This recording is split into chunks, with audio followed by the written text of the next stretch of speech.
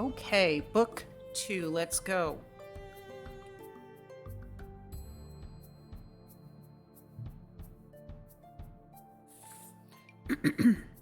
It was in another Brooklyn summer, but 12 years earlier, in 1900, that Johnny Nolan first met Katie Romilly. He was 19 and she was 17. Katie worked in the Castle Braid factory. So did Hildy O'Dare, her best friend. They got along well, although Hildy was Irish and Katie came from parents who had been born in Austria.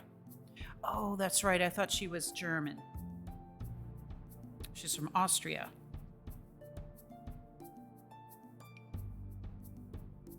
Katie was prettier, but Hildy was bolder. Hildy had brassy blonde hair, wore a garnet-colored chiffon bow around her neck, chewed sen-sen, knew all the latest songs, and was a good dancer. Hildy had a feller, a beau who took her dancing Saturday nights. His name was Johnny Nolan. Sometimes he waited for Hildy outside the factory. He always brought some of the boys along to wait with him. They stood loafing on the corner, telling jokes and laughing. One day, Hildy asked Johnny to bring someone for Katie, her girlfriend, the next time they went dancing. Johnny obliged. The four of them rode out to Canarsie on the trolley. The boys wore straw Katies with a cord attached to the brim and the other end to their coat lapel. The stiff ocean breeze blew the hats off, and there was much laughter when the boys pulled the skimmers back by the cords. Johnny danced with his girl, Hildy. Katie refused to dance with the feller provided for her, a vacuous, vulgar boy given to remarks like, "I thought you must have fallen in," when Katie returned from a trip to the ladies' room. However, she let him buy her a beer, and she sat at the table watching Johnny dancing with Hildy and thinking that in all the world there was nobody like Johnny. Johnny's feet were long and slender, and his shoes were shiny. He danced with his toes pointed in and rocked from heel to toe with beautiful rhythm. It was hot dancing. Johnny hung his coat over the back of his chair. His trousers settled well on his hips, and his white shirt bloused over his belt. He wore a high, stiff collar and a polka-dotted tie, which matched the band on his straw hat, baby blue sleeve garters of satin ribbon, shirred onto elastic which Katie jealously suspected Hildy had made for him. So jealous was she that for the rest of her life she hated that color. Oh gosh. Katie couldn't stop looking at him. He was young, slender, and shining, with blonde curly hair and deep blue eyes. His nose was straight and his shoulders broad and square. She heard the girls at the next table say that he was a nifty dresser. Their escort said he was a nifty dancer, too. Although he did not belong to her, Katie was proud of him. Johnny gave her a courtesy dance when the orchestra played Sweet Rosie O'Grady. Feeling his arms around her and instinctively adjusting herself to his rhythm, Katie knew that he was the man she wanted. She'd ask nothing more than to look at him and to listen to him for the rest of her life. Then and there, she decided that those privileges were worth slaving for all her life. Maybe that decision was her great mistake. She should have waited until some man came along who felt that way about her. Then her children would not have gone hungry. She would not have had to scrub floors for the living, and her memory of him would have remained a tender, shining thing. But she wanted Johnny Nolan and no one else, and she set out to get him. Her campaign started the following Monday. When the whistle blew dismissal, she ran out of the factory, reached the corner before Hildy did, and sang out, "Hello, Johnny Nolan." "Hello, Katie dear," he answered. After that, she'd managed to get a few words with him each day. Johnny found that he was waiting around on the corner for those few words. One day, Katie, falling back on a woman's always respected excuse, told her forelady that it was the time of the month she didn't feel so good. She got out 15 minutes before closing time. Johnny was waiting on the corner with his friends. They were whistling Annie Rooney to pass the time away. Johnny cocked his skimmer over one eye, put his hands in his pockets, and did a waltz clog there on the sidewalk. Passers-by stopped to admire. The cop walking his beat called out, "You're losing time, sport. You ought to be on the stage." Johnny saw Katie coming along and stopped performing and grinned at her.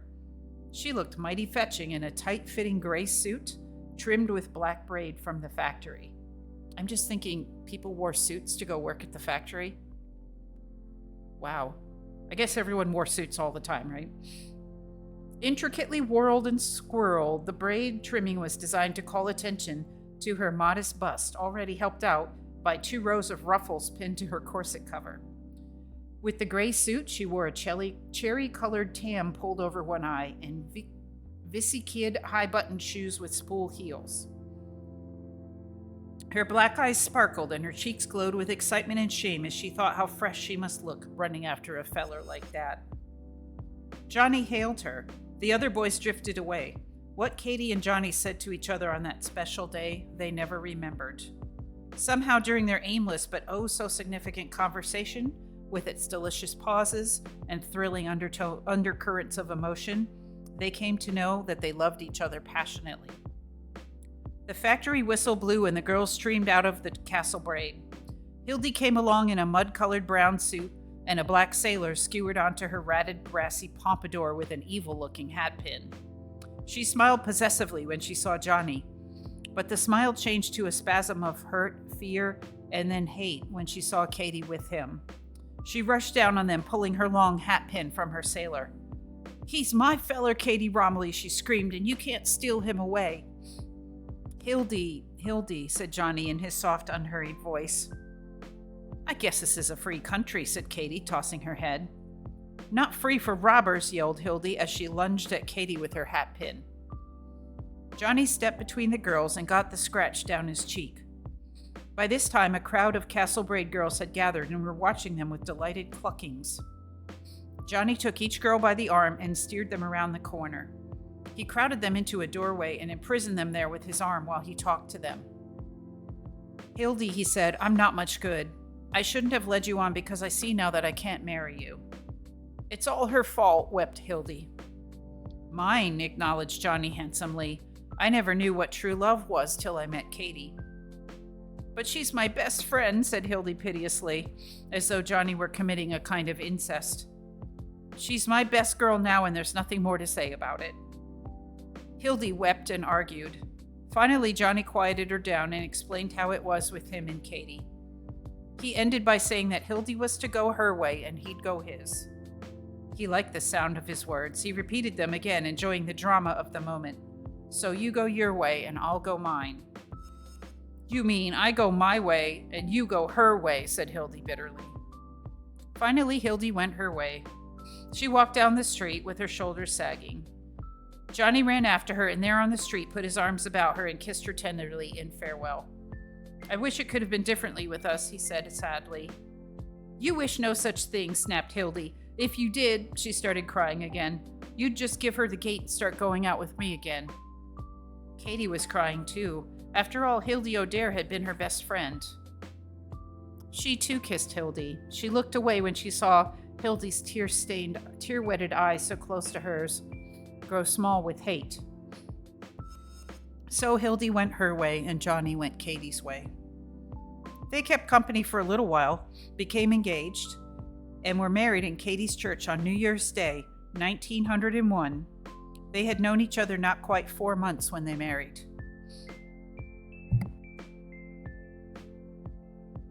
Okay, little tea break.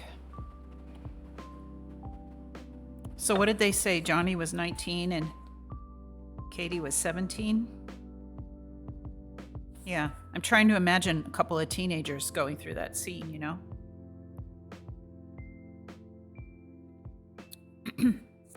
Thomas Romilly never forgave his daughter. In fact, he never forgave any of his daughters for marrying. His philosophy about children was simple and profitable. A man enjoyed himself begetting them, put in as little money and effort into their upbringing as possible, and then put them to work earning money for their father as soon as they got into their teens.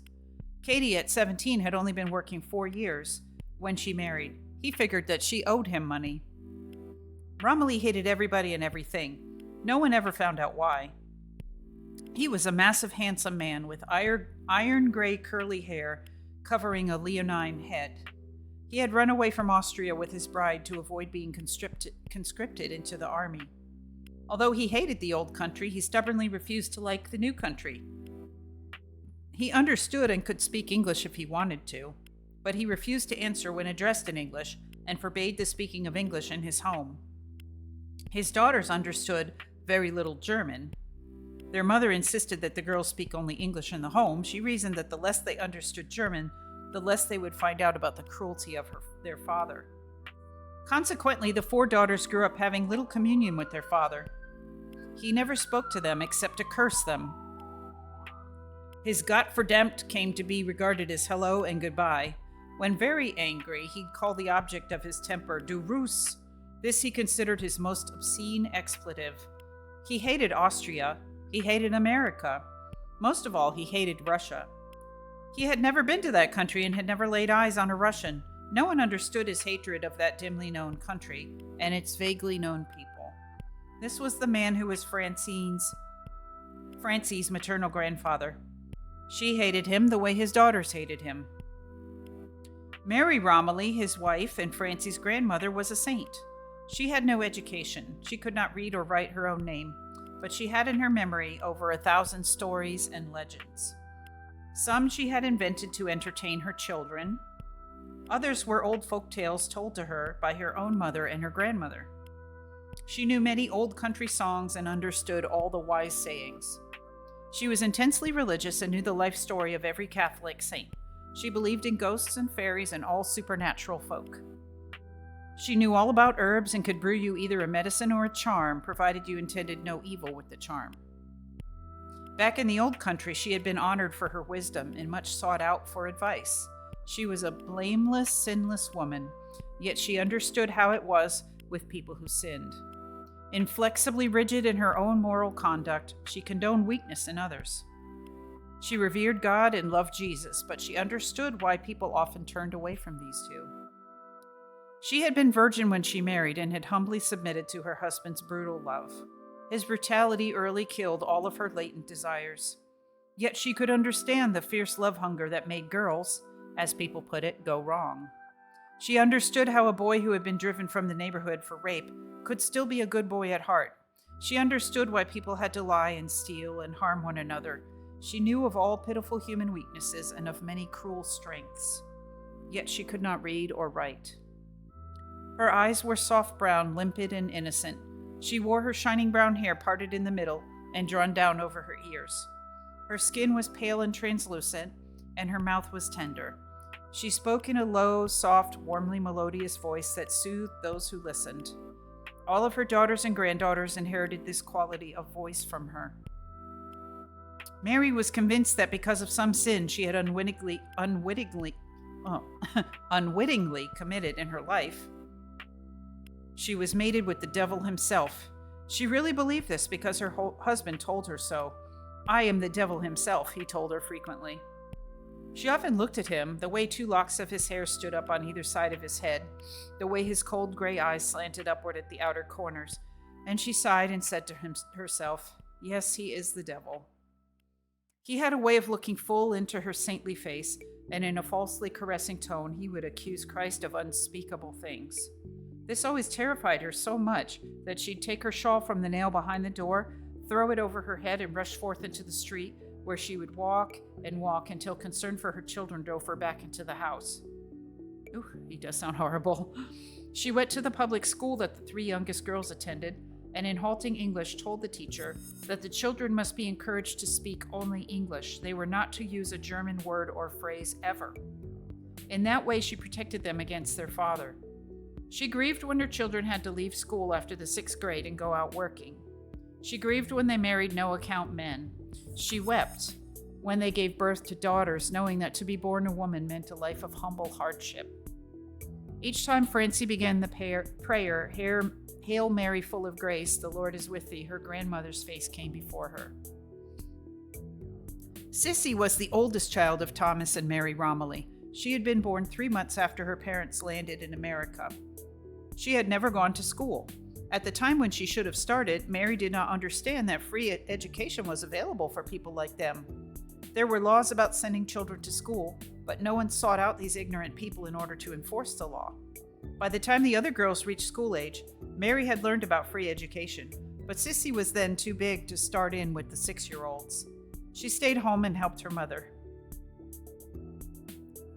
At 10, Sissy was as fully developed as a woman of 30, and all the boys were after Sissy, and Sissy was after all the boys. At 12, She started keeping steady company with a lad of 20. Her father nipped that romance by beating up the boy. At 14, she was going with a fireman of 25. Because he licked her father instead of the other way around, this romance ended in the fireman marrying Sissy. They went to City Hall where Sissy swore that she was 18 and were married by one of the clerks. The neighbors were shocked, but Mary knew that marriage was the best thing that could happen to her highly sexed daughter. Jim, the fireman, was a good man. He was considered educated, having graduated from grammar school. He made good money and wasn't home much. He was an ideal husband. They were happy. Sissy demanded little from him except a lot of lovemaking, which made him very happy. But she was so witty and clever and warm-hearted that she made of living a high, joyous thing, and in time, he began to overlook her illiteracy. Sissy was very good to her mother and her younger sisters. Jim gave her a fair household allowance. She was very careful with it and usually had money left over to give her mother. She became pregnant a month after marriage. She was still a hoyden girl of 14 in spite of her womanly status. The neighbors were horrified when they watched her skipping rope on the street with other children, heedless of the yet-to-be-born baby who was now an almost unwieldy bulge. In the hours not devoted to cooking, cleaning, lovemaking, rope skipping, and trying to get into the baseball game with the boys, Sissy made plans for the coming baby. If it were a girl, she was going to call it Mary after her mother. If a boy, he would be named John. For some unknown reason, she had a great affection for the name John. She began calling Jim by the name of John. She said she wanted to name him after the baby. At first, it was an affectionate nickname, but soon everyone got to calling him John, and many people believed that was his real name.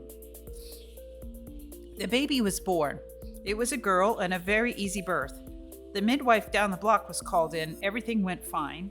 Sissy was in labor only 25 minutes. It was a wonderful delivery. The only thing wrong with the whole business was that the baby was born dead. Coincidentally, the baby was born and died on Sissy's 15th birthday.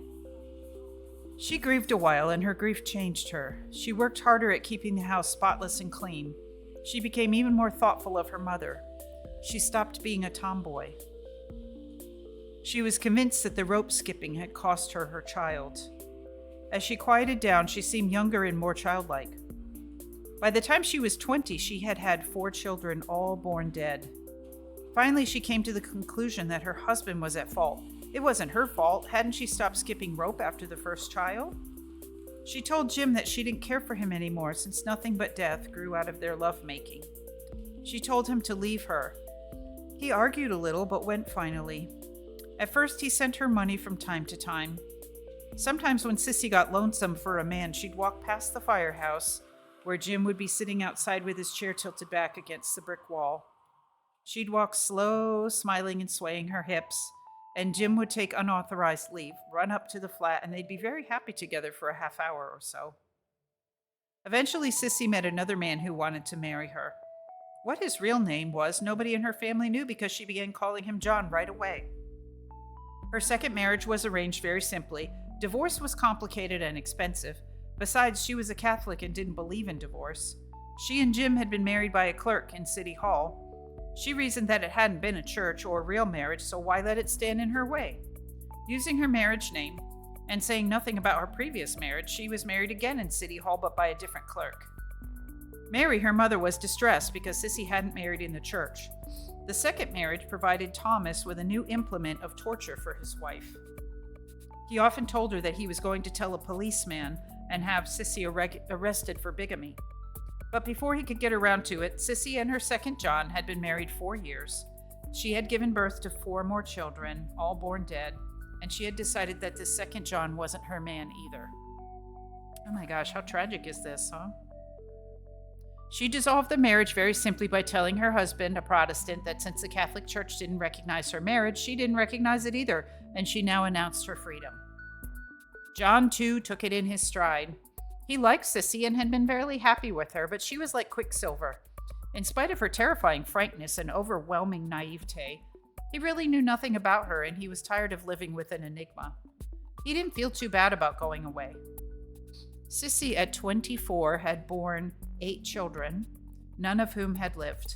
She decided that God was against her marrying. She got a job in a rubber factory where she told everyone she was an old maid, which no one believed, and went home to live with her mother. Between her second and third marriage, she had a succession of lovers, all of whom she called John. After each feudal birth, her love of children grew stronger.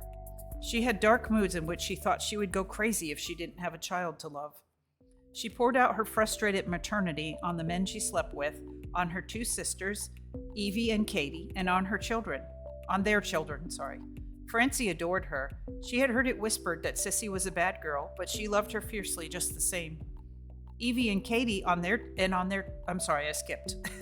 Evie and Katie tried to be mad at their erring sister, but she was so good to them that they couldn't hold out against her. Soon after Francie was 11, Sissy married for the third time at City Hall. The third John was the one who worked in the magazine company. And through him, Francie had those fine new magazines each month. She hoped the third marriage would endure because of the magazines. Okay, I'm going to have a little tea here.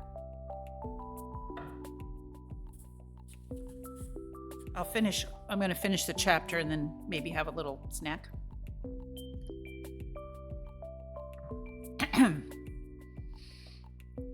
Okay, so that was Sissy, who's the first daughter of Mary Romilly. Eliza, the second daughter of Mary and Thomas, lacked the prettiness and fire of her three sisters. She was plain and dull and indifferent to life. Mary, wanting to give one of her daughters to the church, decided that Eliza was the one. Eliza entered a convent at 16. She chose a very rigid order of nuns. She was never permitted to leave the convent walls except on the occasion of her parents' death. She took the name of Ursula, and as Sister Ursula, she became an unreal legend to Francie. Francie saw her once when she came out of the convent to attend Thomas Romilly's funeral. Francie was 9 at the time. She had just made her first communion and had given herself so wholeheartedly to the church that she thought she might like to be a nun when she grew up. She awaited Sister Ursula's coming with excitement. Just think of it, an aunt who was a nun. What an honor. But when Sister Ursula stooped to kiss her, Francie saw that she had a fine fringe of hair on her upper lip and chin. This frightened Francie into believing that hair grew on the faces of all nuns who entered the convent at a tender age. Francie decided against sisterhood. Evie was the third Romilly girl. She too had married young. She married Willie Flitman, a handsome black-haired man with a silky mustache and liquid eyes like an Italian. Francie thought that he had a very comical name, and she laughed to herself every time she thought of it. Flitman wasn't much good. He wasn't exactly a bum. He was just a weak man who whined all the time. But he played the guitar. Those Romilly women had a weakness for any kind of man who was by way of being a creator or a performer. Any kind of musical, artistic, or storytelling talent was wonderful to them, and they felt it was their duty to nurture and guard these things. Evie was the refined one of the family. She lived in a cheap basement flat on the fringes of a very refined neighborhood and studied her betters. She wanted to be somebody, wanted her children to have advantages she had never had. She had 3 children, a boy named after his father, so that would be Willie, a girl named Blossom, and another boy called Paul Jones. Her first step toward refinement was to take her children out of the Catholic Sunday school and put them in the Episcopal Sunday school. She had gotten it into her head that the Protestants were more refined than the Catholics. Evie, loving talent in music and lacking it herself, sought for it avidly in her children. She hoped that Blossom would like to sing and that Paul Jones would want to play the fiddle and little Willie the piano. But there was no music in the children. Evie took the bull by the horns. They would have to love music whether they wanted to or not. If talent wasn't born in them, maybe it could be shoved in at so much per hour. She bought a second-hand fiddle for Paul Jones and negotiated lessons for him at 50 cents an hour from a man who called himself Professor Allegretto. He taught little Flitman fearsome scrapings, and at the end of the year gave him the piece called Humoresque. Evie thought it was wonderful when he got a piece to play. It was better than playing the scales all the time. Well, a little better. Then Evie got more ambitious. "Beings," she said to her husband, "that we've got the fiddle for Paul Jones, little Blossom could take lessons too, and both could practice on the same fiddle." "At different times, I hope," replied her husband sourly. "What do you think?" she answered indignantly. So 50 cents more a week was scraped up and folded into Blossom's reluctant hand, and she was sent off to take fiddle lessons too. It so happened that Professor Allegretto had a very slight peculiarity concerning his girl pupils. He made them take off their shoes and stockings and stand in their bare feet on his green carpet while they sawed away. Instead of beating time or correcting their fingering, he spent the hour in a reverie staring at their feet.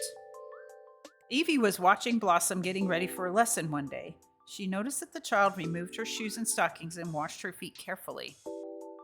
Evie thought that was commendable, but a little strange. "And why do you wash your feet now?" "For my fiddle lesson." You play with your hands, not your feet." "I feel ashamed standing in front of the professor with dirty feet." "He can see through your shoes, maybe?" "I don't think so, because he always makes me take my shoes and stockings off." This made Evie jump. She knew nothing of Freud, and her scanty knowledge of sex did not include any of its deviations. But her common sense told her that Professor Allegretto should not charge 50 cents an hour and not attend to his work. Blossom's musical education was terminated then and there. Upon being questioned, Paul Jones said that he had never been asked to take anything off but his hat when he went for a lesson. He was allowed to continue. In 5 years, he could play the fiddle almost as well as his father, who had never taken a lesson in his life, could play the guitar. Aside from his music, Uncle Flitman was a dull man. At home, his only topic of conversation was the way Drummer, the milk wagon horse, treated him.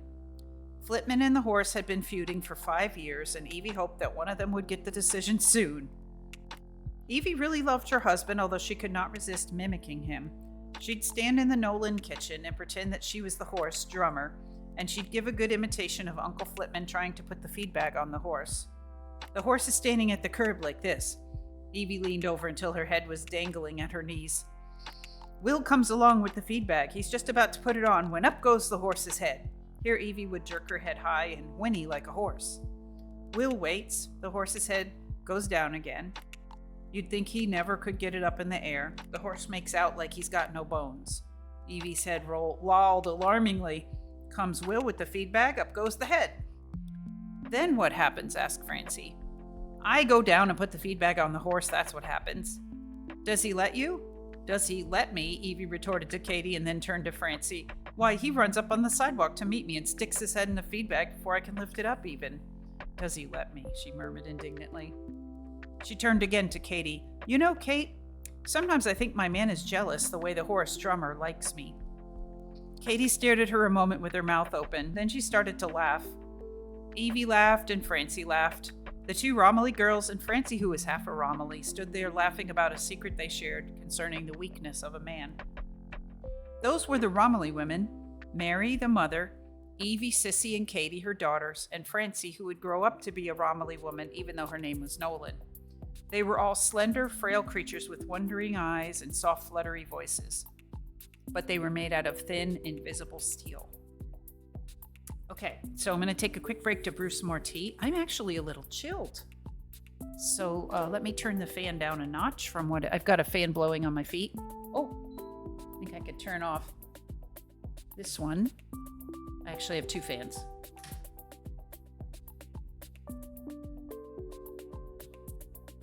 So we're going to replace this kind of cold tea that's happening. So I guess it's okay to have the skylight open above me because I am not the least bit hot at the moment.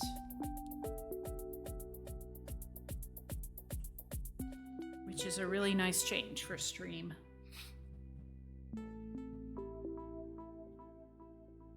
All right, let's get some hot water in this guy on. Here's what the tea leaves are looking like now.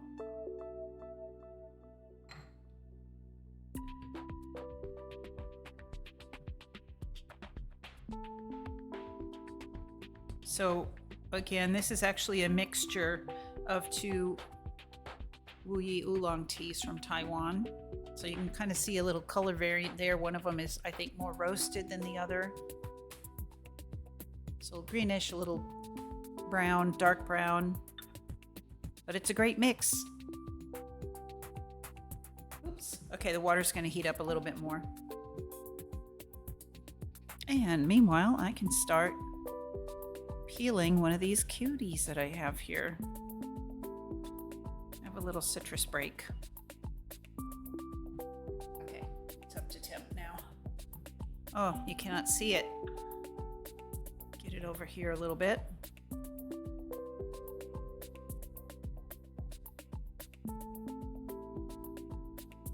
So yeah, the first book of this book, as it were, the first 6 chapters or whatever it was, is mostly about Francie, who's the protagonist, and her, what her daily life, what her Saturdays were like, I don't think we did Sunday yet. It was mostly all about Saturday.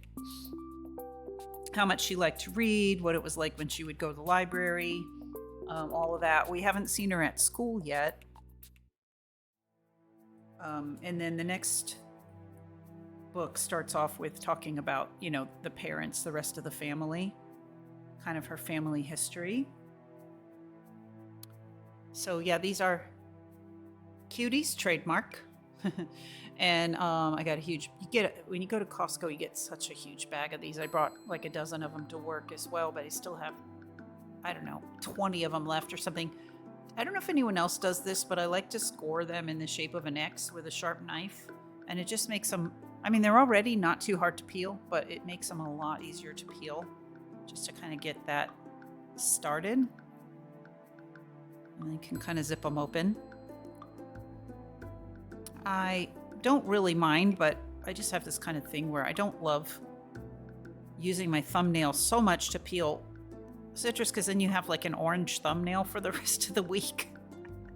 Smells good though. But yeah, when you score it like this, it really kind of makes the peel come off easier. Plus you can end up with some weird like flower shaped citrus peel, which is kind of fun to look at. You can get it all off in one piece.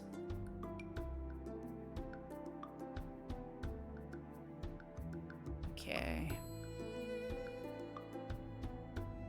There we go.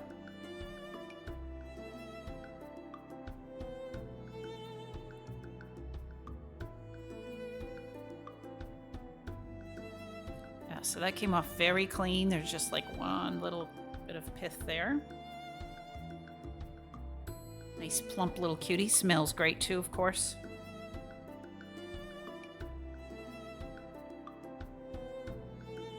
And time to pour this out. And you can just barely see it over here on the right. I'm holding the gaiwan all pieces together. Since I have a larger hand and I don't like burning myself whenever possible, this is a great way if you can grasp, or I'll show you after I'm done pouring it.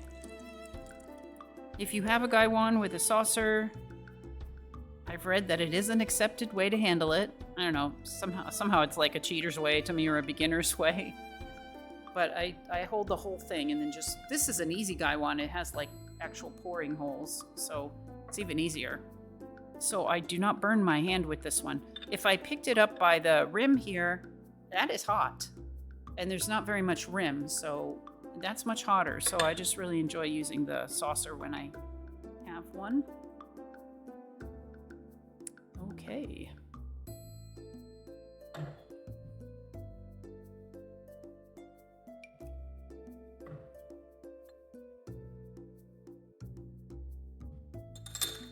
I'll just put everything else aside. Here's my cup of tea. Now my fingers are all orangey, but that's not really a problem. Go ahead and have, that's definitely smoky. It's a little bit, it's got a slight, astringent edge to it, for sure.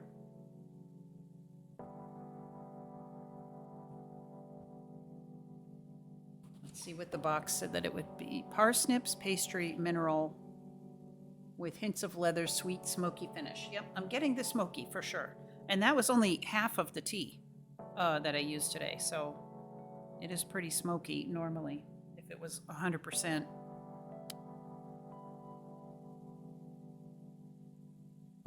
Oops.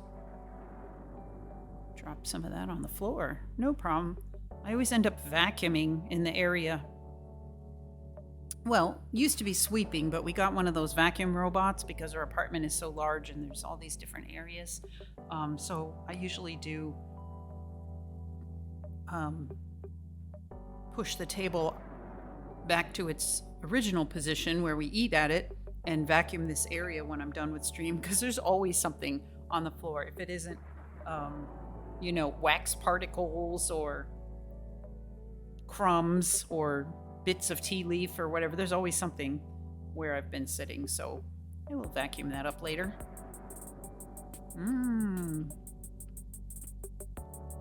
The cuties are still great.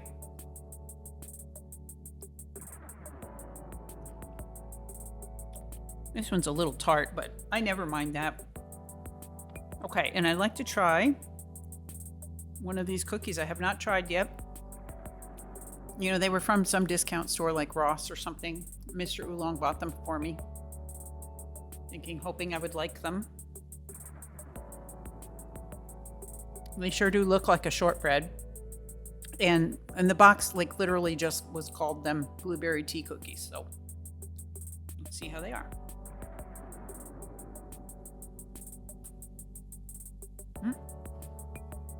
Definitely a shortbread flavor.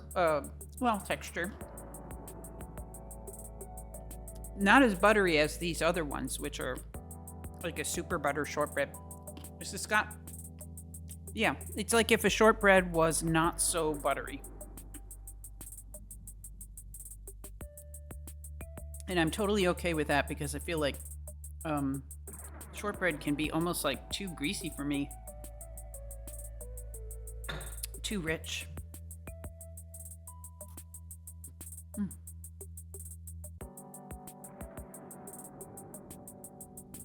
It has a really sandy, crumbly texture. I don't even have to chew it, really. Sort of falling apart. And the flavor's good.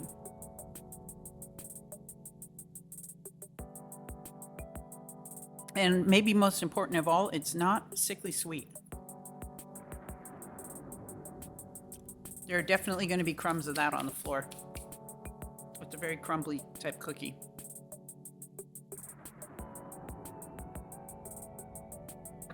Okay.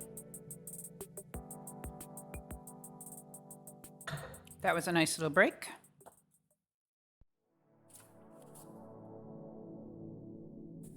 Let's get back to chapter 8.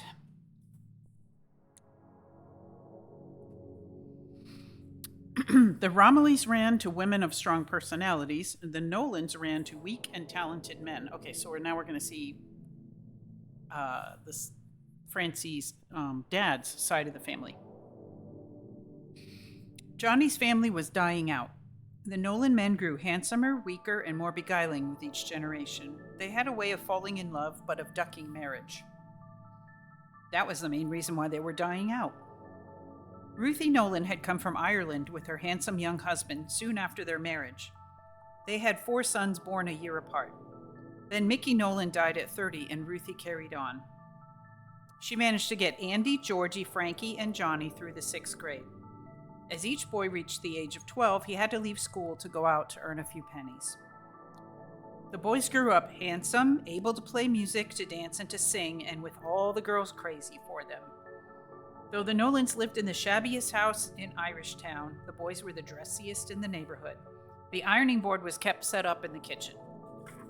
One or the other was always pressing pants, smoothing out a tie, or ironing a shirt. They were the pride of Shantytown, the tall, blonde, good-looking Nolan lads. They had quick feet and shoes that were kept highly polished. Their trousers hung just so, and their hats set jauntily on their heads. But they were all dead before they were 35. All dead, and of the 4, only Johnny left children. Andy was the eldest and the handsomest. He had red gold wavy hair and finely molded features. He had consumption, too. He was engaged to a girl named Francie Nolan. They kept putting off the marriage, waiting for him to get better, only he never did get better. The Nolan boys were singing waiters. They had been the Nolan Quartet until Andy got too sick to work. They became the Nolan Trio then. They didn't earn much and spent most of that on liquor and horse racing bets.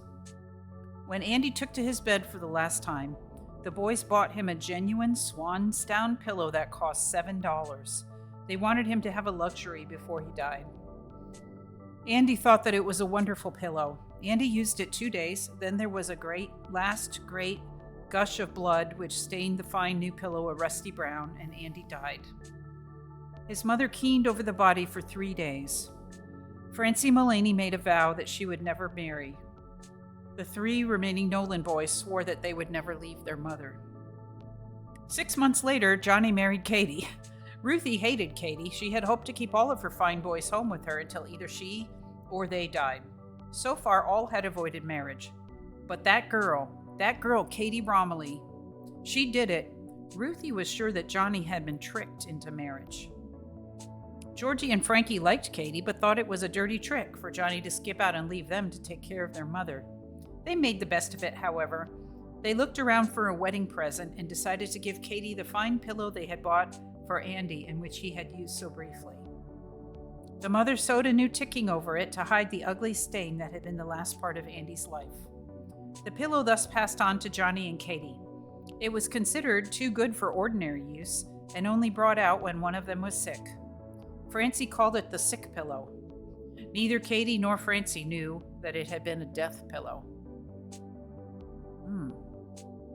My goodness. About a year after Johnny's marriage, Frankie, whom many thought even handsomer than Andy, wavered home after a drinking party one... Oh my gosh, this part. Cover your ears if you're squeamish. I'll start again. About a year after Johnny's marriage, Frankie, whom many thought even handsomer than Andy, wavered home after a drinking party one night and stumbled over some taut wire that a bucolic Brooklynite had strung around a square foot of grass before his house stoop. The wire was held up by sharp little sticks. As Frankie stumbled, one of the sticks pierced his stomach. He got up somehow and went home. He died during the night. He died alone and without the priest's last absolution for all of his sins.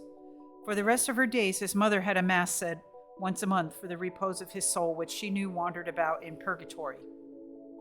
In little more than a year, Ruthie Nolan had lost 3 sons, 2 by death and 1 by marriage. She grieved for the 3. Georgie, who never left her, died 3 years later when he was 28. Johnny, 23, was the only Nolan boy left at the time. These were the Nolan boys. All died young. All died sudden or violent deaths brought on by their own recklessness or their own bad way of living. Johnny was the only one who lived past his 30th birthday. And the child, Francie Nolan, was of all the Romillys and all the Nolans. She had the violent weaknesses and passion for beauty of the Shanty Nolans. She was a mosaic of her grandmother Romilly's mysticism, her tale-telling, her great belief in everything, and her compassion for the weak ones. She had a lot of her grandfather Romilly's cruel will.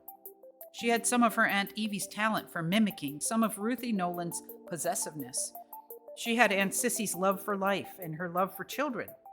She had Johnny's sentimentality without his good looks. Oh, ouch. She had all of Katie's soft ways and only half of the invisible steel of Katie. She was made up of all these good and these bad things. She was made up of more, too. She was the books she read in the library. She was of the flower in the brown bowl. She was the bitter quarrels she had with her brother, whom she loved dearly. She was Katie's secret, despairing weeping. She was the shame of her father staggering home drunk. She was all of these things, and of something more that did not come from the Romillys nor the Nolans. The reading, the observing, the living from day to day. It was something that had been born into her and her only, but something different from anyone else in the 2 families. It was what God, or whatever is his equivalent, puts into each soul that is given life. The one different thing, such as that, which makes no 2 fingerprints on the face of the earth alike. Johnny and Katie were married and went to live on a quiet side street in Williamsburg called Bogart Street. Johnny chose the street because its name had a thrilling, dark sound. They were very happy there the first year of their marriage. Katie had married Johnny because she liked the way he sang and danced and dressed. Woman-like, she set about changing all those things in him after marriage. She persuaded him to give up the singing waiter business. He did so since he was in love and anxious to please her. They got a job together taking care of a public school, and they loved it. Their day started when the rest of the world went to bed. After supper, Katie put on her black coat with the big leg of mutton sleeves, lavishly trimmed with braid, her last loot from the factory, and threw a cherry wool fascinator over her head, a newbie she called it, and she and Johnny set off for work. The school was old and small and warm. They looked forward to spending the night there. They walked arm in arm, he in his patent leather dancing shoes, and she in her high-laced kid boots. Sometimes when the night was frosty and full of stars, they ran a little, skipped a little, and laughed a lot. They felt very important using their private key to get into the school. The school was their world for a night. They played games while they worked. Johnny sat at one of the desks and Katie pretended she was a teacher. They wrote messages to each other on the blackboards. They pulled down the maps, which rolled up like shades and pointed out foreign countries with the rubber-tipped pointer. They were filled with wonder at the thought of strange lands and unknown languages. And then it repeats here in the book what I was just thinking. He was 19 and she was 17. They liked best to clean the assembly room. Johnny dusted the piano and while doing so ran his fingers over the keys. He picked out some chords. Katie sat in the front row and asked him to sing. He sang to her sentimental songs of the time. She may have seen better days, or I'm wearing my heart away for you. People living nearby would be coaxed out of their midnight sleep by the singing. They'd lie in their warm beds, listening drowsily and murmur to each other. That feller, whoever he is losing time. He's losing time. He ought to be in a show. Sometimes Johnny went into one of his dances on the little platform that he pretended was a stage. He was so graceful and handsome, so loving, so full of the grandness of just living, that Katie, watching him, thought she would die of being happy. At 2, they went into the teacher's lunchroom where there was a gas plate. They made coffee. They kept a can of condensed milk in the cupboard. They enjoyed the boiling hot coffee, which filled the room with a wonderful smell. Their rye bread and bologna sandwiches tasted good. Sometimes after supper, they'd go into the teacher's restroom where there was a chintz-covered couch and lie there for a while with their arms about each other. They emptied the wastebaskets last thing, and Katie salvaged the longer bits of discarded chalk and the pencils that were not too stubby. She took them home and saved them in a box. Later, when Francie was growing up, she felt very rich having so much chalk and so many pencils to use. At dawn, they left the school, scrubbed, shiny, warm, and ready for the daytime janitor. They walked home watching the stars fade from the sky. They passed the baker's where the smell of freshly baked rolls came up to them from the baking room in the basement. Johnny ran down and bought a nickel's worth of buns hot from the oven. Arriving home, they had a breakfast of hot coffee and warm, sweet buns. Then Johnny ran out and got the morning American and read the news to her with running comments while she cleaned up their rooms. At noon, they had a hot dinner of pot roast and noodles or something good like that. After dinner, they slept until it was time to get up for work. They earned $50 a month, which was good pay for people of their class in those days. They lived comfortably, and it was a good life they had, happy and full of small adventures. And they were so young and loved each other so much. In a few months, to their innocent amazement and consternation, Katie found out that she was pregnant. She told Johnny that she was, quote, that way. Johnny was bewildered and confused at first. He didn't want her to work at the school. She told him she had been that way for quite a while without being sure, and had been working and had not suffered. When she convinced him that it was good for her to work, he gave in. She continued working until she got too unwieldy to dust under the desks. Soon she could do little more than go along with him for company and lie on the gay couch no longer used for lovemaking. He did all the work now. At 2 a.m, he made clumsy sandwiches and overboiled coffee for her. They were still very happy, although Johnny was getting more and more worried as the time wore on. Towards the end of a frosty December night, her pains started. She lay on the couch holding them back, not wanting to tell Johnny until the work was finished. On the way home, there was a tearing pain that she couldn't keep back. She moaned, and Johnny knew that the baby was on the way. They got her home and put her to bed without undressing her and covered her warmly. He ran down the block to Mrs. Gindler, the midwife, and begged her to hurry. That good woman drove him crazy by taking her time. She had to take dozens of curlers out of her hair. She couldn't find her teeth and refused to officiate without them. Johnny helped her search, and they found them at last in a glass of water on the ledge outside the window. The water had frozen around the teeth, and they had to be thawed before she could put them in. That done, she had to go about making a charm out of a piece of blessed palm taken from the altar on Palm Sunday. To this she added a medal of the Blessed Mother, a small bluebird feather, a broken blade from a penknife, and a sprig of some herb. These things were tied together with a bit of dirty string from the corset of a woman who had given birth to twins after only 10 minutes of labor. She sprinkled the whole business with holy water that was supposed to have come from a well in Jerusalem, from which it was said that Jesus had once quenched his thirst. She explained to the frantic boy that this charm would cut the pains and assure him of a fine, well-born baby. Lastly, she grabbed her crocodile satchel, familiar to everyone in the neighborhood and believed by all the youngsters to be the satchel in which they had been delivered, kicking to their mothers. And she was ready to go. Katie was screaming in pain when they got to her. The flat was filled with neighbor women who stood around praying and reminiscing about their own childbed experiences. "When I had my Vincent," said one, I was even smaller than her," said another, "and when..." "They didn't expect me to come through it," proudly declared a third, but keep in mind, this is 1901. They welcomed the midwife and shooed Johnny out of the place. He sat on the stoop and trembled each time Katie cried out. He was confused. It had happened so suddenly. It was now 7 a.m. Her screams kept coming to him even though the windows were closed.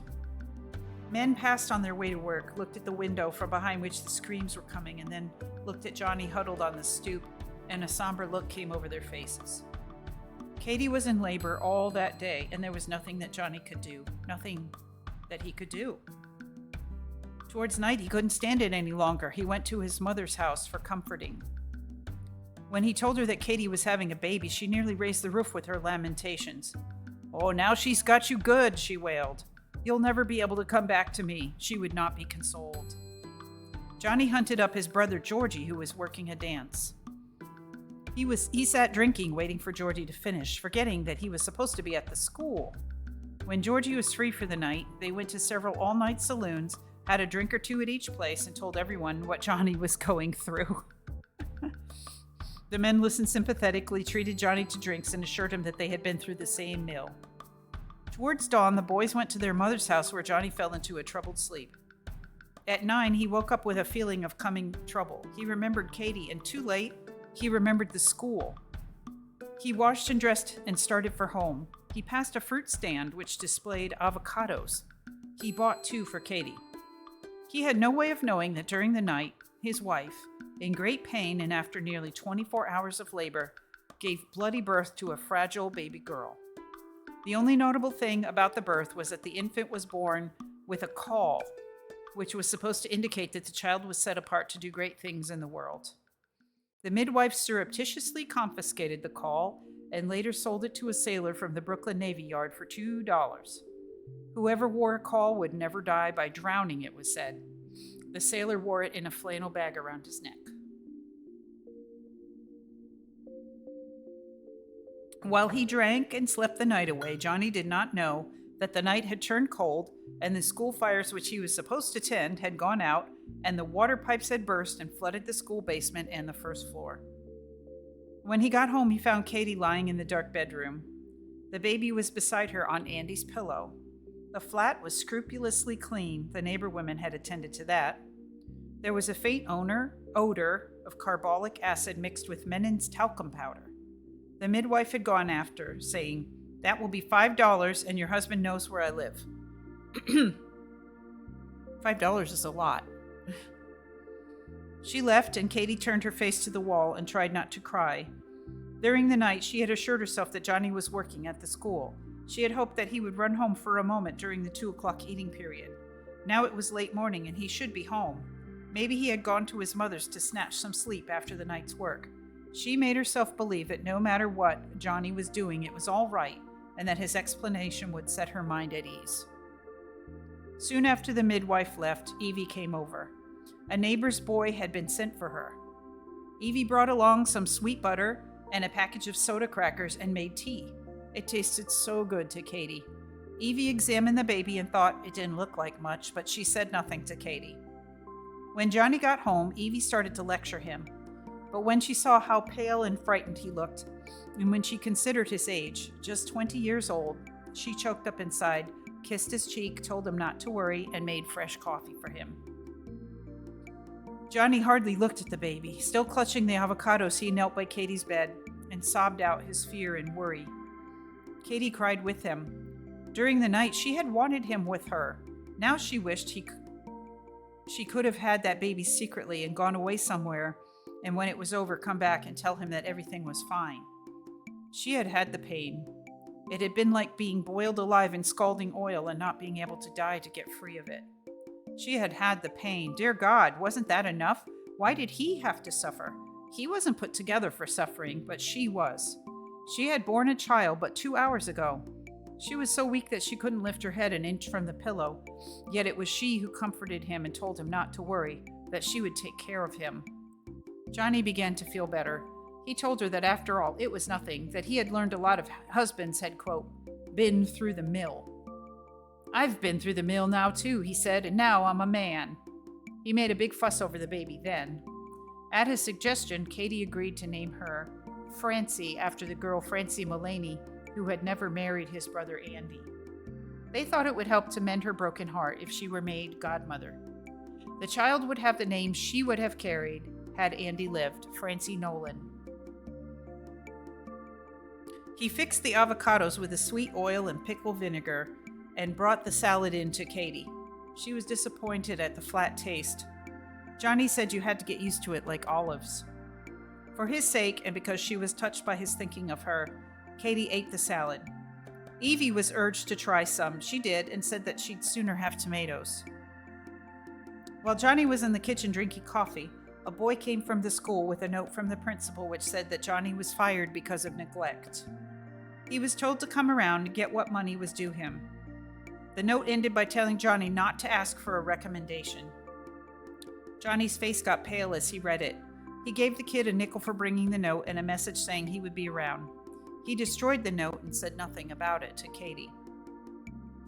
Johnny saw the principal and tried to explain.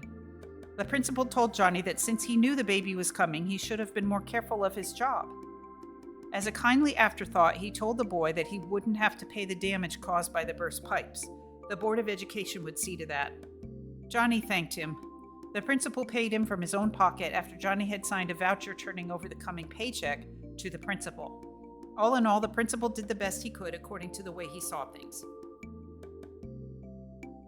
Johnny paid the midwife and gave the landlord the next month's rent. He got a little frightened when he realized that now there was a baby and that Katie wouldn't be strong enough to do much for quite some time, and that they were out of a job. He consoled himself finally with the thought that the rent was paid and that they were safe for 30 days. Surely something would turn up in that time. In the afternoon, he walked over to tell Mary Romilly about the new baby. On the way there, he stopped at the rubber factory and asked for Sissy's foreman. He asked the man to tell her about the baby and would she stop over after work. The foreman said he would, winked, poked Johnny in the ribs, and said, "Good for you, Mac." Johnny grinned and gave him 10 cents with instructions. "Buy a good cigar and smoke it on me." "I'll do that, Mac," promised the foreman. He pumped Johnny's hand and again promised to tell Sissy. Mary Romilly wept when she heard the news. "The poor child, the poor little one," she lamented. "Born into this world of sorrow, born for suffering and hardship. Aye, there'll be a little happiness, but more of hard work. Aye." Johnny was all for telling Thomas Romilly, but Mary begged him not to just yet. Thomas hated Johnny Nolan because he was Irish. He hated the Germans, he hated Americans, he hated the Russians, but he just couldn't stand the Irish.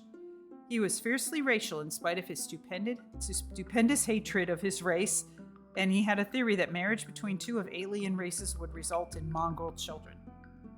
"What would I get if I mated a canary with a crow?" was his argument.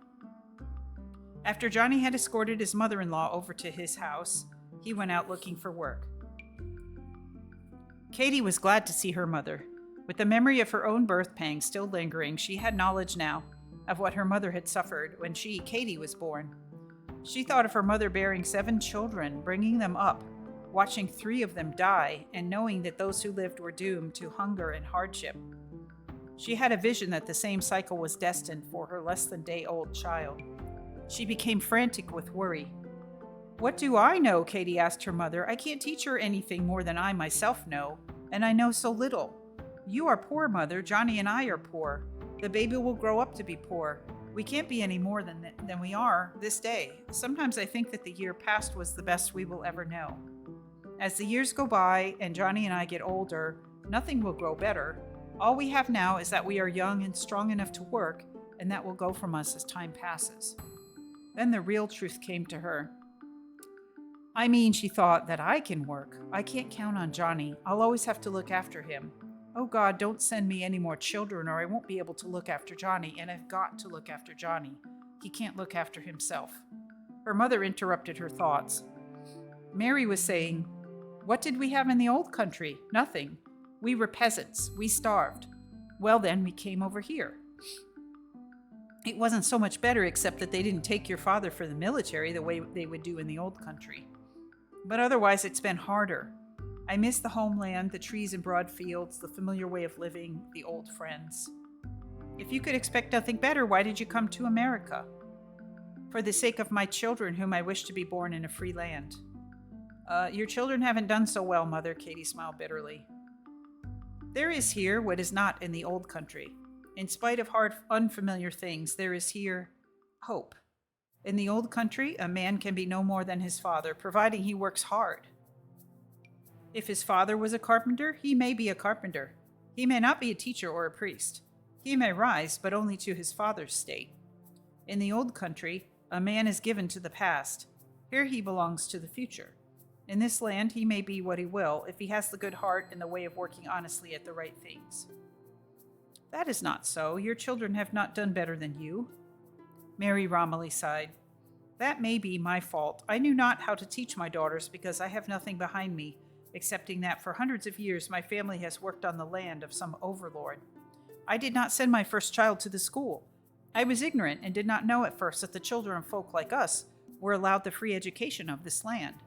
Thus, Sissy had no chance to do better than me. But the other three, you went to school. I finished the 6th grade, if that is what is called education. And your Yanni, she could not pronounce J, did too. Don't you see? Excitement came into her voice. Already it is starting, but getting better. She picked up the baby and held it high in her arms. This child was born of parents who can read and write, she said simply. To me, that is a great wonder. Oh, hey, good old Nicole, welcome in. Enjoy your lurk. Yeah, we're in the book 2 of A Tree Grows in Brooklyn. Mother, I am young. Mother, I am just 18. I am strong. I will work hard, Mother, but I do not want this child to grow up just to work hard. What must I do, Mother? What must I do to make a different world for her? How do I start? The secret lies in the reading and the writing. You are able to read. Every day you must read 1 page from some good book to your child. Every day this must be until the child learns to read. Then she must read every day. I know this is the secret. I will read, promised Katie. What is the good book? What is a good book? There are 2 great books. Shakespeare is a great book. I have heard tell that all the wonder of life is in that book. All that man has learned of beauty, all that he may know of wisdom and living are on those pages. It is said that these stories are plays to be acted out on the stage. I have never spoken to anyone who has seen this great thing, but I heard the lord of our land back in Austria say that some of the pages sing themselves like songs. Is Shakespeare a book in the German? It is of the English. I so heard our lord of the land tell his young son, who was setting out for the great University of Heidelberg long ago. And what is the other great book? It is the Bible that the Protestant people read. We have our own Bible, the Catholic one. Mary looked around the room furtively. It is not fitting for a good Catholic to say so, but I believe that the Protestant Bible contains more of the loveliness of the greatest story on this earth and beyond it. A much-loved Protestant friend once read some of her Bible to me, and I found it as I have said. That is the book, then, and the book of Shakespeare, and every day you must read a page of each to your child, even though yourself do not understand what is written down and cannot sound the words properly. You must do this that the child will grow up knowing of what is great, knowing that these tenements of Williamsburg are not the whole world. The Protestant Bible and Shakespeare. And you must tell the child the legends I told you, as my mother told them to me and her mother to her. You must tell the fairy tales of the old country. You must tell of those not of the earth who live forever in the hearts of people. Fairies, elves, dwarfs, and such. You must tell her of the great ghosts that haunted your father's people and of the evil eye which a hex put on your aunt. You must teach the child of the signs that come to the women of her family when there is trouble and death to be. And the child must believe in the Lord God and Jesus, his only son. She crossed herself. Oh, and you must not forget the Kris Kringle. The child must believe in him until she reaches the age of 6. Mother, I know there are no ghosts or fairies. I would be teaching the child foolish lies. Mary spoke sharply. You do not know whether there are not ghosts on earth or angels in heaven. I know there is no Santa Claus. Yet you must teach the child that these things are so. Why, when I myself do not believe? Because, explained Mary Romley, simply, the child must have a valuable thing which is called imagination. The child must have a secret world in which live things that never were. It is necessary that she believe. She must start out by believing in things not of this world. Then when the world becomes too ugly for living in, the child can reach back and live in her imagination. I myself, even in this day and at my age, have great need of recalling the miraculous lives of the saints and the great miracles that have come to pass on earth. Only by having these things in my mind can I live beyond what I have to live for. The child will grow up and find out things for herself. She will know that I lied. She will be disappointed. That is what is called learning the truth. It is a good thing to learn the truth oneself. To first believe with all your heart, and then not to believe is good too. It fattens the emotions and makes them to stretch. When as a woman life and people disappoint her, she will have had practice in disappointment, and it will not come so hard. In teaching your child, do not forget that suffering is good too. It makes a person rich in character.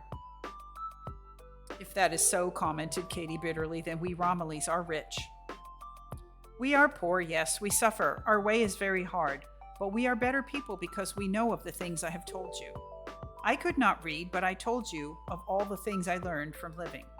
You must tell them to your child and add on to them such things as you will learn as you grow older. What more must I teach the child? The child must be made to believe in heaven. A heaven not filled with flying angels with God on a throne, Mary articulated her thoughts painfully, half in German and half in English. But a heaven which means a wondrous place that people may dream of, as of a place where desires come true. This is probably a different kind of a religion. I do not know. And then what else? Before you die, you must own a bit of land, maybe with a house on it that your child or your children may inherit. Katie laughed. Me, land? A house? We're lucky if we can pay our rent. Even so, Mary spoke firmly. Yet you must do that. For thousands of years our people have been peasants working the land of others. This was in the old country. Here we do better working with our hands in the factory. There is a part of each day that does not belong to the master, but which the worker owns himself. That is good. But to own a bit of land is better. A bit of land that we may hand down to our children, that will raise us up on the face of the earth. How can we ever get to own land? Johnny and I work and we earn so little. Sometimes after the rent is paid and the insurance, there is hardly enough left for food. How can we save for land? You must take an empty condensed milk can and wash it well. A can? Cut off the top neatly. Cut strips down into the can the length of your finger. Let each strip be so wide. She measured 2 inches with her fingers. Bend the strips backward. The can will look like a clumsy star. Make a slit in the top, then nail the can, a nail in each strip, in the darkest corner of your closet. Each day put 5 cents in it. In 3 years there will be a small fortune, $50. Take the money and buy a lot in the country. Get the papers that say it is yours. Thus you become a landowner. Once one has owned land, there is no going back to being a serf. 5 cents a day. It seems so little, but where is it to come from? We haven't enough now, and with another mouth to feed. Boy, I'm thinking that her mother, or Francie's grandmother, was very wise considering she didn't know how to read. She knew that 5 cents a day in 3 years would be $50. So somehow she can add or multiply. You must do it thus. You go to the greengrocer's and ask, how much are carrots the bunch? The man will say 3 cents. Then look about until you see another bunch, not so fresh, not so large. You will say, may I have this damaged bunch for 2 cents? Speak strongly and it shall be yours for 2 cents. That is a saved penny that you put in the star bank. It is winter, say. You bought a bushel of coal for 25 cents. It is cold. You would start a fire in the stove, but wait. Wait 1 hour more. Suffer the cold for an hour. Put a shawl around you. Say, I am cold because I am saving to buy land. That hour will save you 3 cents worth of coal. That is 3 cents for the bank. When you are alone at night, do not light the lamp. Sit in the darkness and dream a while. Reckon out how much oil you saved and put its value in pennies in the bank. The money will grow. Someday there will be $50, and somewhere on this long island is a piece of land that you may buy for that money. Will it work, this saving? I swear by the Holy Mother it will. Then why haven't you ever saved enough money to buy land? I did. When we first landed, I had a star bank. It took me 10 years to save that first $50. I took the money in my hand and went to a man in the neighborhood of whom it was said that he dealt fairly with people who bought land. He showed me a beautiful piece of earth and told me in my own language, this is thine. He took my money and gave me a paper. I could not read. Later, I saw men building the house of another on my land. I showed them my paper. They laughed at me with pity in their eyes. It was that the land had not been the man's to sell. It was, how do you say it in the English? A swindle. Swindle. Aye, people like us, known as greenhorns from the old country, were often robbed by men such as he because we could not read. But you have education. First, you will read on the paper that the land is yours, only then will you pay. And you never saved again, Mother? I did, all over again. The second time it was harder because there were the many children. I saved, but when we moved, your father found the bank and took the money. He would not buy land with it. He was always one for birds. So he bought a rooster and many hens with the money and put them in the backyard. I seem to remember those chickens, said Katie, a long, long time ago. He said the eggs would bring much money in the neighborhood. Ah, what dreams men have. The first night, 20 starving cats came over the fence and killed and ate many chickens. The second night, the Italians climbed the fence and stole more. The third day, the policeman came and said it was against the law to keep chickens in a yard in Brooklyn. We had to pay him $5 not to take your father to the station house. Your father sold the few chickens that were left and bought canary birds, which he could own without fear. Thus, I lost the second savings. But I'm saving again, maybe sometime. She sat in silence for a while. Then she got up and put on her shawl. It grows dark. Your father will be coming home from his work. Holy Mary, watch over thee and the child. My goodness, that is a hard life. Sissy came over right from work. She didn't even take time to brush the gray rubber powder from her hair bow. She went into choking hysterics over the baby, pronouncing it the most beautiful baby in the world. Johnny looked skeptical. The baby looked blue and wizened to him, and he felt that there must be something wrong with it. Sissy washed the baby. It must have been bathed a dozen times the first day. She rushed out to the delicatessen store and beguiled the man into letting her open a charge account until Saturday payday.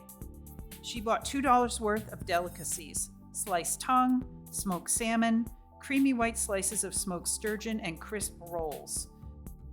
Yep, that's a New York deli, isn't it? She bought a sack of charcoal and made the fire roar. She brought a tray of supper into Katie, then she and Johnny sat in the kitchen and ate together.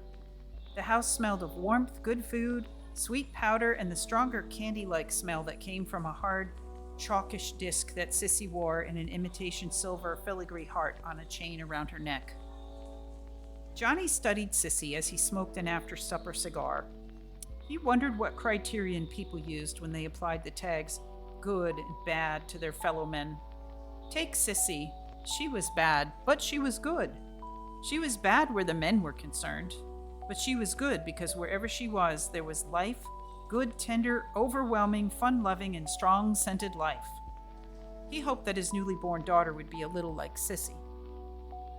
When Sissy announced that she was going to stay the night, Katie looked worried and said that there was but the one bed which she and Johnny shared.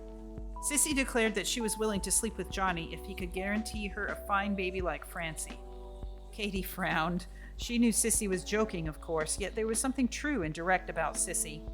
She started to give her a lecture. Johnny cut the whole thing short by saying he had to get over to the school. He couldn't bring himself to tell Katie that he had lost their job. He hunted up his brother Georgie, who was working that night. Fortunately, they needed another man to wait tables and sing in between. Johnny got the job and was promised another for the following week. He drifted back into the singing waiter business and from that time on never worked at any other job. Sissy got into bed with Katie and they talked most of the night away. Katie told of her worry about Johnny and her fears of the future. They talked about Mary Romilly, what a good mother she was to Evie and Sissy and Katie. They spoke of their father, Thomas Romilly. Sissy said he was an old rip. Katie said that Sissy ought to show more respect. Sissy said, "Oh, fudge," and Katie laughed. Katie told Sissy of the talk she had had with their mother that day.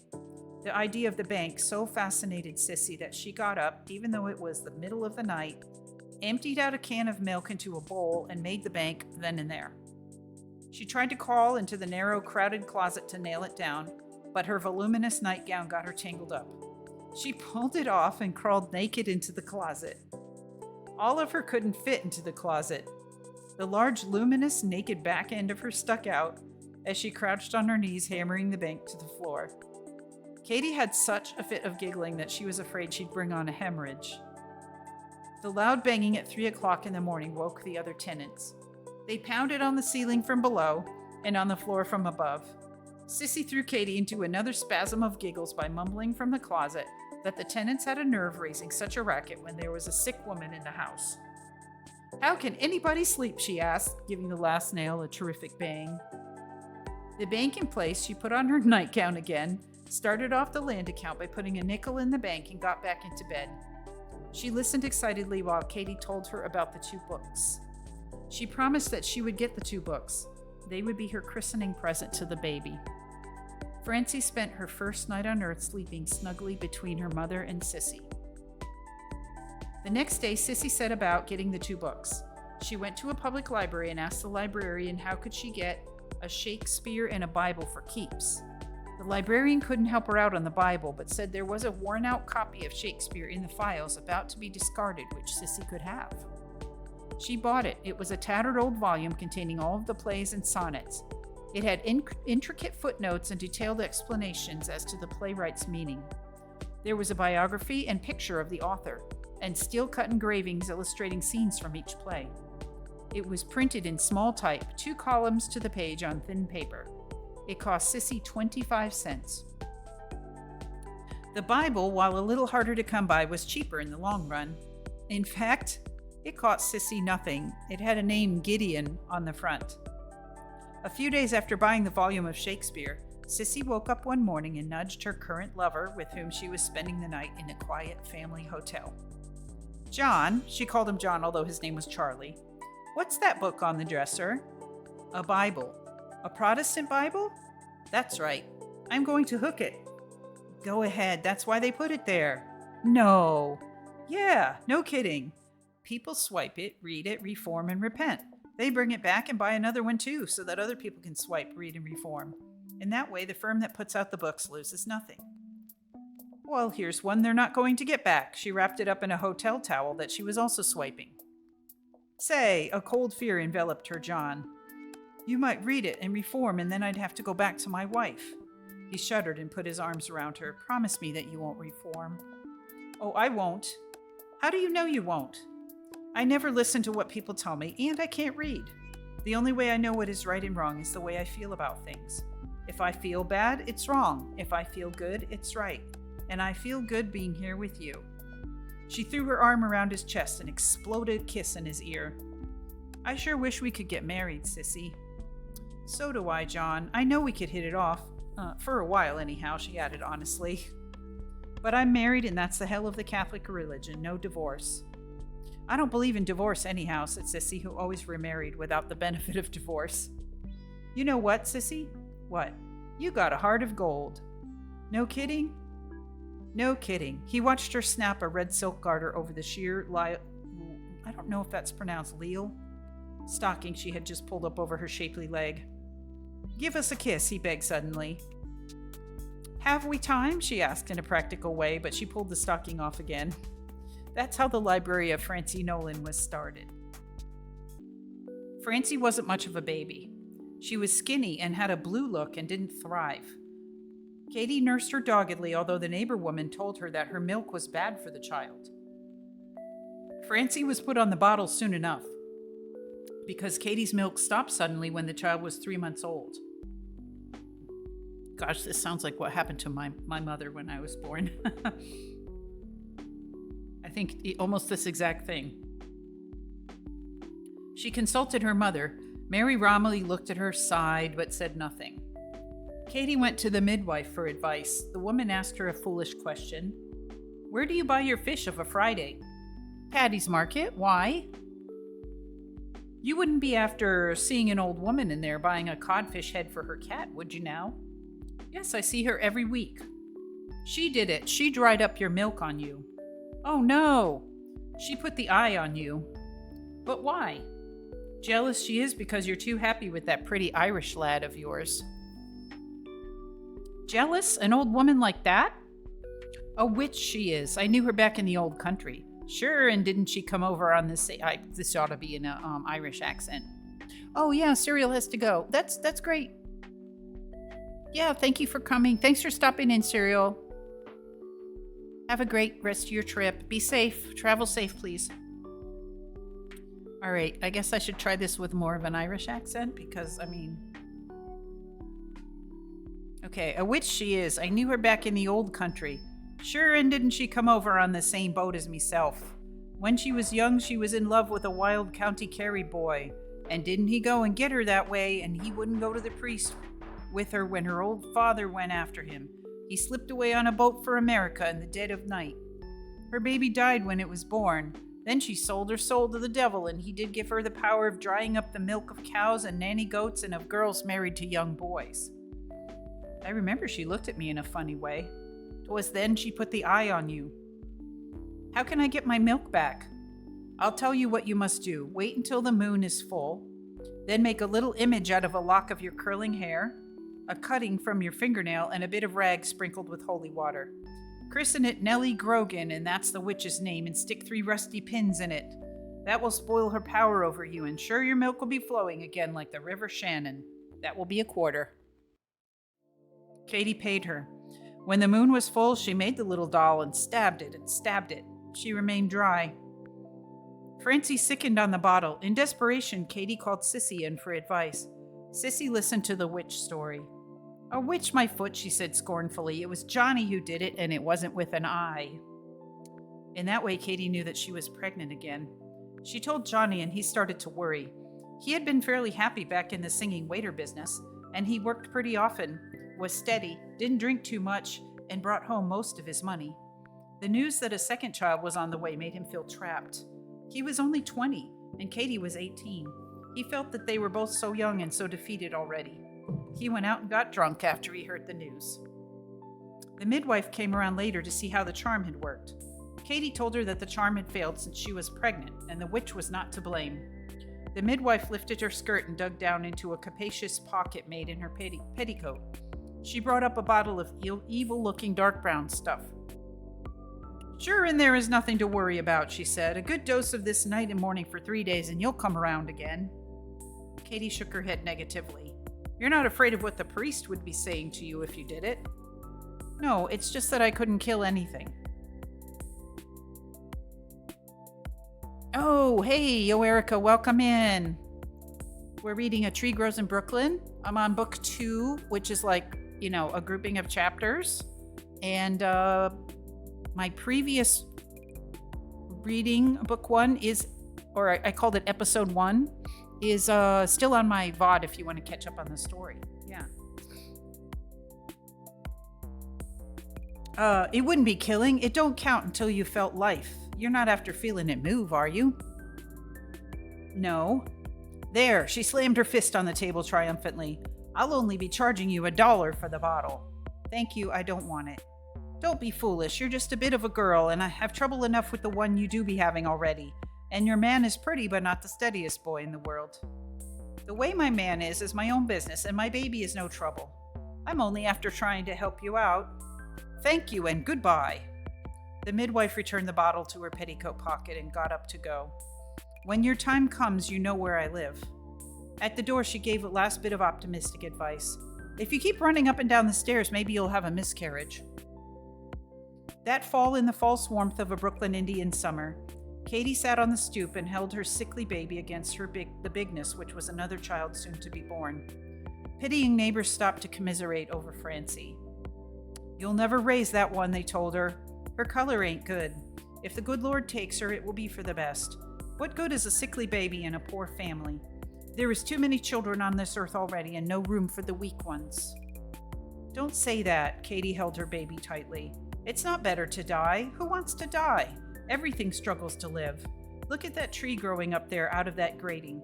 It gets no sun and water only when it rains. It's growing out of sour earth. And it's strong because its hard struggle to live is making it strong. My children will be strong that way." That is what the book is about. There it is right there. "Oh, somebody ought to cut that tree down, the homely thing. If there was only one tree like that in the world, you would think it was beautiful," said Katie, "but it's because there are so many, you just can't see how beautiful it really is. Look at those children." She pointed to a swarm of dirty children playing in the gutter. "You could take any one of them and wash him good and dress him up and sit him in a fine house, and you would think he was beautiful." "You've got fine ideas, but a very sick baby, Katie," they told her. "This baby will live," said Katie fiercely. "I'll make it live." And Francie lived, choking and whimpering her way through that first year. Francie's brother was born a week after her first birthday. This time Katie was not working when the pains came. This time she bit her lip and did not scream out in her agony. Helpless in her pain, she was capable still of laying the foundation for bitterness and capability. When the strong, healthy baby boy, howling at the indignity of the birth process, was put to her breast, she felt a wild tenderness for him. The other baby, Francie, in the crib next to her, began to whimper. Katie had a flash of contempt for the weak child she had born a year ago when she compared her to this new handsome son. She was quickly ashamed of her contempt. She knew it wasn't the little girl's fault. "I must watch myself carefully," she thought. "I am going to love this boy more than the girl, but I mustn't ever let her know. It is wrong to love one child more than the other, but this is something that I cannot help." Sissy begged her to call the boy after Johnny, but Katie insisted that the boy had a right to a name all his own. Sissy got very angry and told Katie a thing or two. Finally, Katie, more in anger than in truth, accused Sissy of being in love with Johnny. Sissy answered maybe, and Katie shut up. She was a little afraid that if they quarreled further, she would find out that it was so about Sissy loving Johnny. Well, that would make sense if she called all her husbands and lovers John.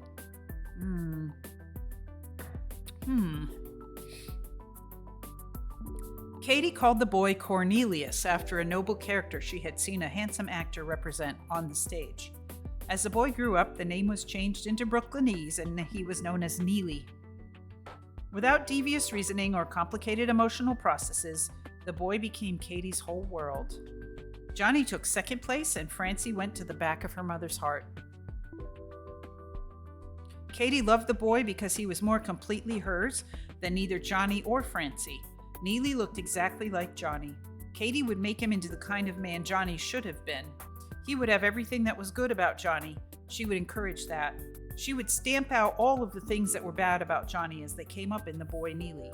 He would grow up and she would be proud of him, and he would take care of her for all of her days. He was the one that she had to see through. Francie and Johnny would get by somehow, but she would take no chances with the boy. She'd see to it that he more than got by. Gradually, as the children grew up, Katie lost all of her tenderness, though she gained in what people call character. She became capable, hard, and far-seeing. She loved Johnny dearly, but in all the old wild worship faded away. She loved her little girl because she felt sorry for her. It was pity and obligation toward her that she felt rather than love. Johnny and Francie felt the growing change in Katie. As the boy grew stronger and handsomer, Johnny grew in weakness and went further and further downhill. Francie felt the way her mother thought about her. She grew in answering hardness against her mother, and this hardness, paradoxically enough, brought them a little closer together because it made them more alike. By the time Neely was a year old, Katie had stopped depending on Johnny. Johnny was drinking heavily. He worked when he was offered one-night jobs. He brought home his wages but kept his tips for liquor. Life was going too swiftly for Johnny. He had a wife and 2 babies before he was old enough to vote. His life was finished before it had a chance to begin. He was doomed, and no one knew it better than Johnny Nolan. Katie had the same hardships as Johnny, and she was 19, 2 years younger. It might be said that she too was doomed. Her life, too, was over before it began. But there the similarity ended. Johnny knew he was doomed and accepted it. Katie wouldn't accept it. She started a new life where her old one left off. She exchanged her tenderness for capability. She gave up her dreams and took over hard realities in their place. Katie had a fierce desire for survival, which made her a fighter. Johnny had a hankering after immortality, which made him a useless dreamer. And that was the great difference between these two, who loved each other so well. Okay, I'm going to take a little break and eat another little snack. I have to eat these before they melt, so we'll have the other one right now. These are pretty good. I find that I'm, as much as I eat any kind of commercial candy things, I'm finding that I really like the Reese's peanut butter products better. I bought these, and since, it was Costco, it was a huge bag of them. So I'm happy to eat them, but the peanut butter is not crunchy. There's a little wafer on the bottom. That's what makes them kind of crunchy. Crispy. It's crispy.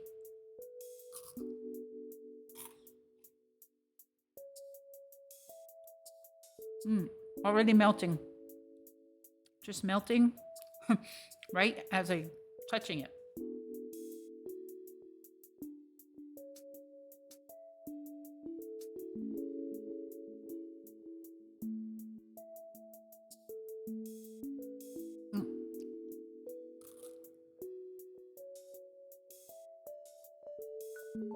And then the peanut butter in the middle. Oh, I need to do a shout out for Yo Erica as well. Sorry, we are pretty much without mods at the moment, except for, good old Surrey-bot.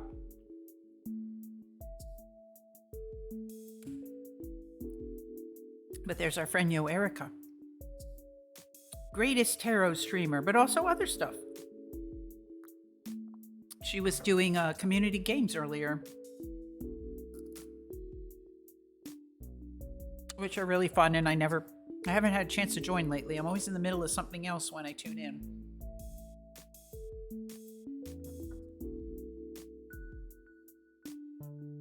Okay, rapidly melting.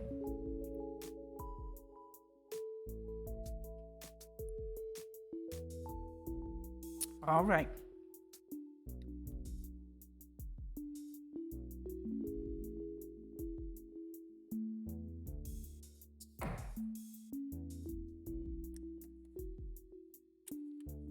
If you're wondering what this thing is that I keep using as a bookmark, this came inside the book, or along with the book, maybe.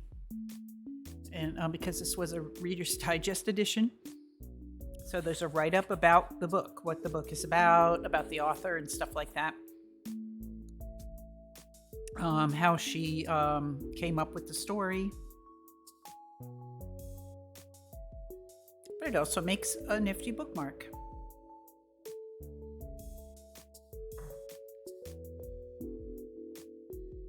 All right. Chapter 11. Johnny celebrated his voting birthday by getting drunk for 3 days. When he was coming out of it, Katie locked him in the bedroom where he couldn't get anything more to drink. Instead of sobering up, he started to get delirium tremens. He wept and begged by turns for a drink. He said he was suffering. She told him it was a good thing, that suffering would harden him, would teach him such a lesson that he'd stop drinking.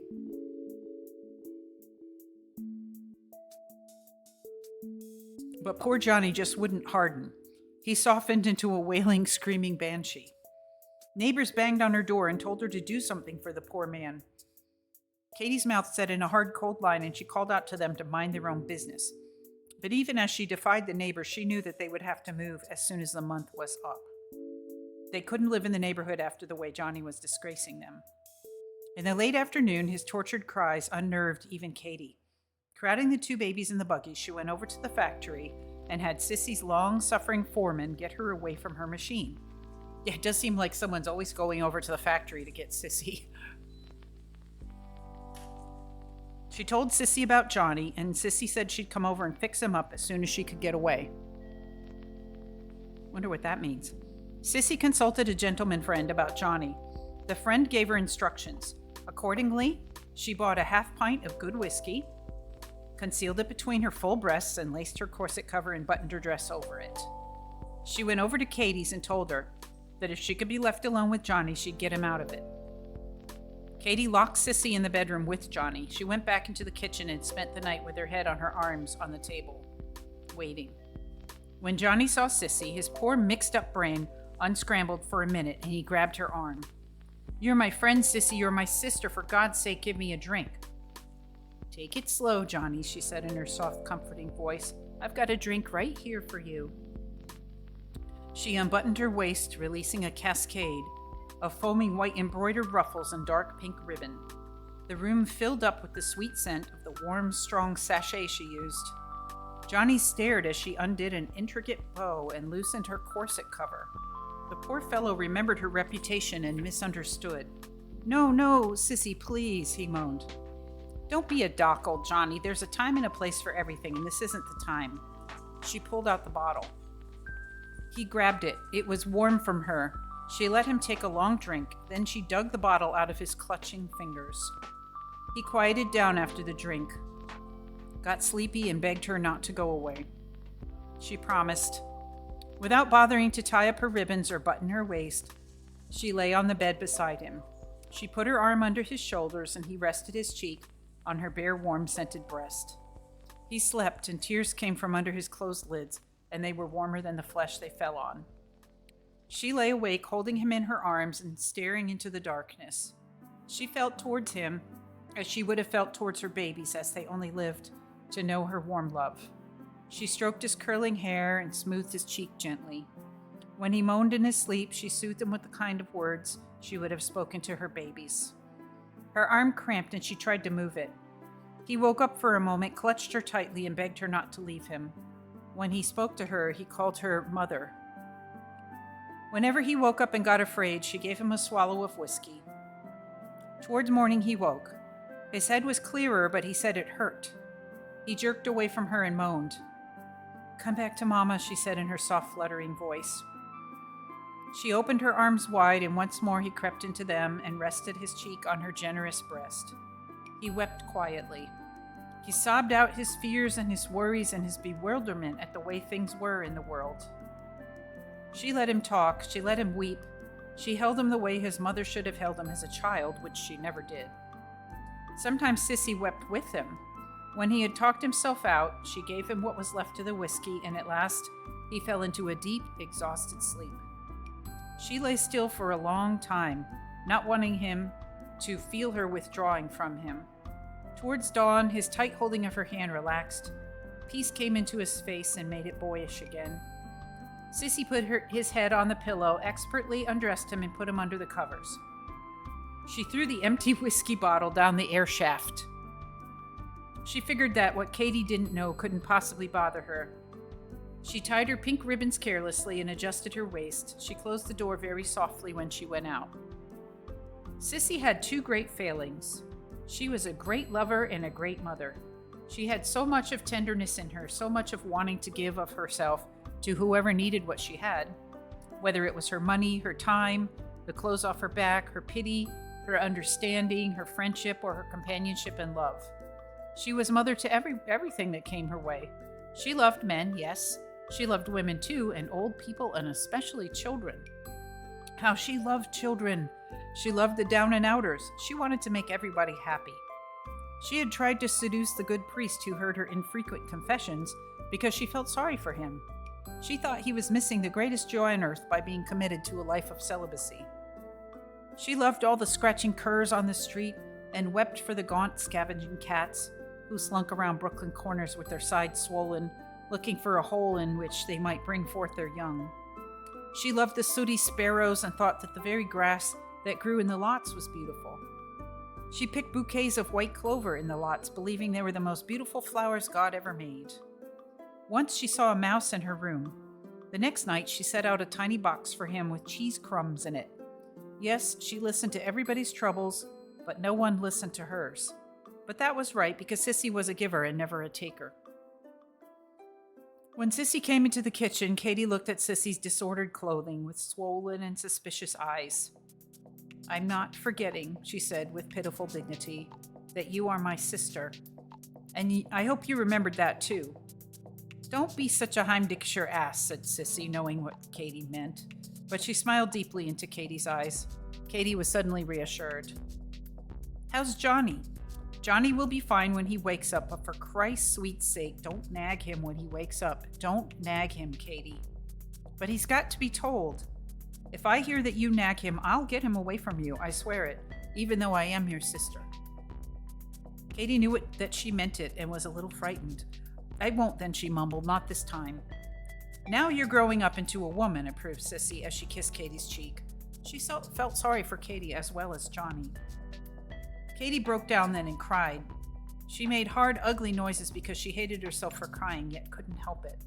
Sissy had to listen to go through again all she had gone through with Johnny, only this time from Katie's angle.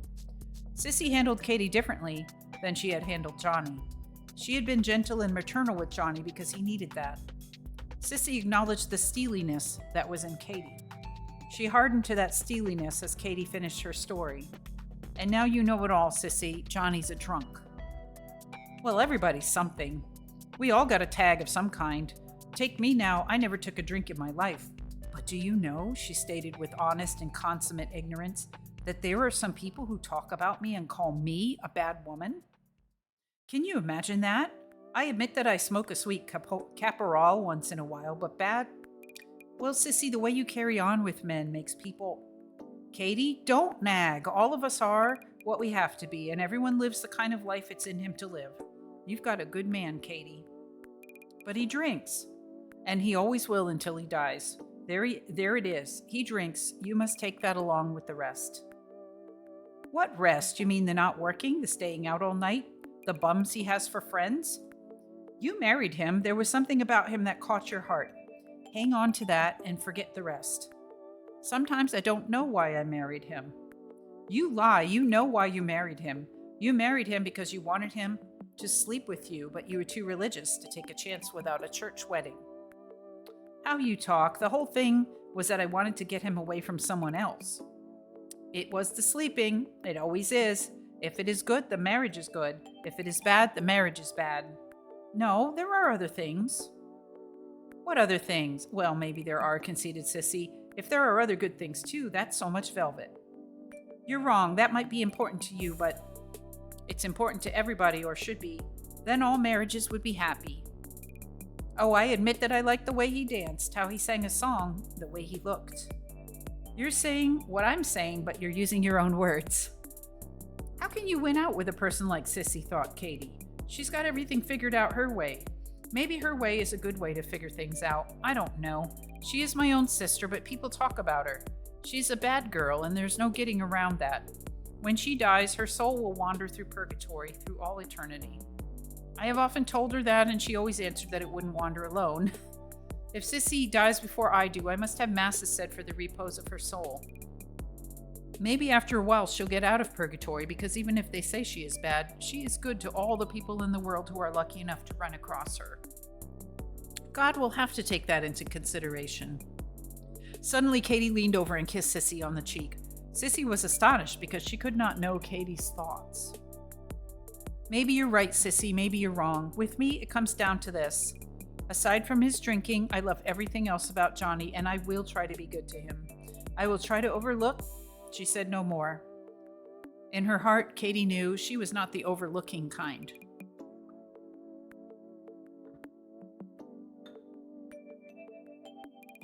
Francie lay awake in the wash basket set up near the kitchen range. She lay sucking her thumb and listening to the conversation, but she learned nothing from it, being but 2 years old at the time. Okay, chapter 12. I think we've got a ways to go yet. Yeah. Katie was ashamed to stay in the neighborhood after Johnny's great spree. A good many of the neighbors' husbands were no better than Johnny, of course, but that was no standard for Katie. She wanted the Nolans to be better and not as good as anybody.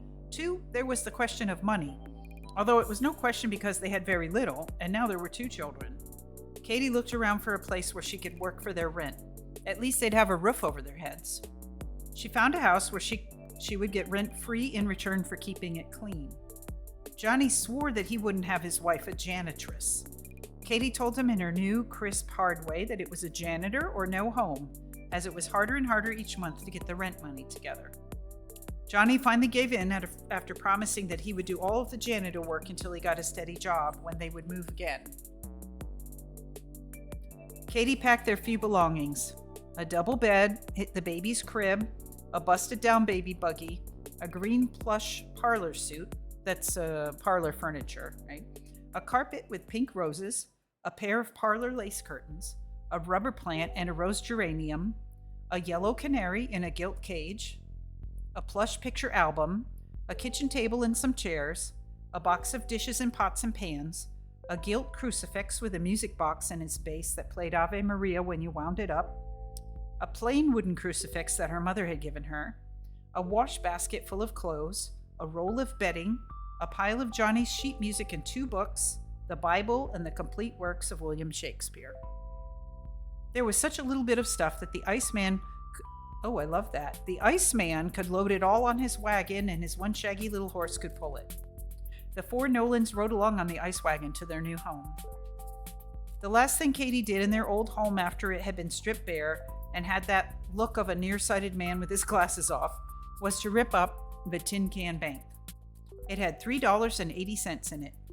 Out of that, she knew regretfully that she would have to give the Iceman $1 for moving them. The first thing she did in the new home while Johnny was helping the Iceman carry in the furniture was to nail down the bank in a closet. She put $2.80 back in it. She added a dime from the few pennies in her worn purse. That was the dime she wasn't going to give to the Iceman. In Williamsburg, it was the custom to treat the movers to a pint of beer when they had completed their job, but Katie reasoned, "We'll never see him again. Besides, the $1 is enough. Think of all the ice he'd have to sell to make $1." While Katie was putting up the lace curtains, Mary Romilly came over and sprinkled the rooms with holy water to drive out any devils that might be lurking in the corners. Who knows? Protestants might have been living there before. A Catholic might have died in the rooms without the last absolution of the church. The holy water would purify the home again so that God might come in if he chose. The baby Francie crowed with delight as her grandmother held up the cruet and the sun shone through it and made a small, fat rainbow on the opposite wall. Mary smiled with the child and made the rainbow dance. "Shun, shun," she said. "Shame, shame," repeated Francie and held out her 2 hands. Mary let her hold the half-filled cruet while she went to help Katie. Francie was disappointed because the rainbow went away. She thought it must be hidden in the bottle. She poured the holy water out onto her lap, expecting a rainbow to come slithering from the bottle. Later, Katie noticed that she was wet and paddled her softly, telling her that she was too big to wet her pants. Mary explained about the holy water. "Aye, the child is but blessed herself, and a spanking comes from the blessing."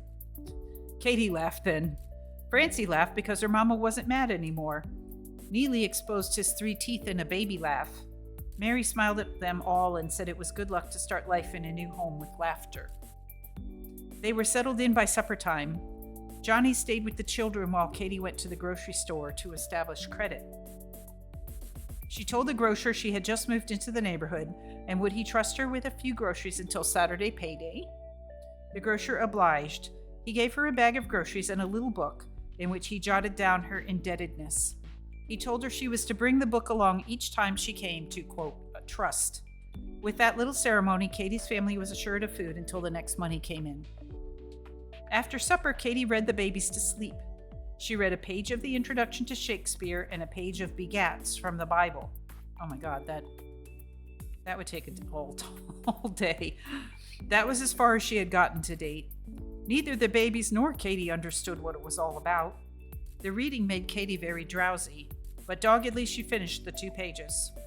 She covered the babies carefully, then she and Johnny went to bed too. It was only 8 o'clock, but they were tired out from moving. The Nolans slept in their new home on Lorimer Street, which was still in Williamsburg, but almost near where Greenpoint began. Okay, chapter 13. Lorimer Street was more refined than Bogart Street. It was peopled by letter carriers, firemen, and those store owners who were affluent enough not to have to live in the rooms in back of the store. The flat had a bathroom. The tub was an oblong wooden box lined with zinc. Francie couldn't get over the wonder of it when it was filled with water. It was the largest body of water she had seen up to that time. To her baby eyes, it seemed like an ocean. They liked the new home. Katie and Johnny kept the cellar, halls, the roof, and the sidewalk before the house spotlessly clean in return for their rent. There were no air shafts. There was a window in each bedroom, and 3 each in the kitchen and front room. Well, that is fancy. Yeah, not a tenement. The sun came in all day long. They were warm that first winter, too. Johnny worked fairly steadily, did not drink much, and there was money for coal. When summer came, the children spent most of the day outdoors on the stoop. They were the only children in the house, so there was always room on the stoop. Francie, who was going on 4, had to mind Neely, who was going on 3. She sat for long hours on the stoop with her thin arms hugging her thin legs and with her straight brown hair blowing in the slow breeze that came laden with the salt smell of the sea which was so nearby and which she had never seen. She kept an eye on Neely as he scrambled up and down the steps. She sat rocking to and fro, wondering about many things. What made the wind blow, and what was grass, and why Neely was a boy instead of a girl like her. Sometimes Francie and Neely sat, regarding each other with steady eyes.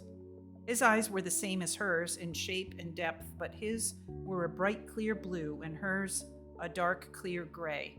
There was steady, unbroken communication between the 2 children. Neely spoke very little, and Francie spoke a lot. Sometimes Francie talked and talked until the genial little boy fell asleep sitting upright on the steps with his head against the iron rail. Francie did stitching that summer. Katie bought her a square of goods for a penny.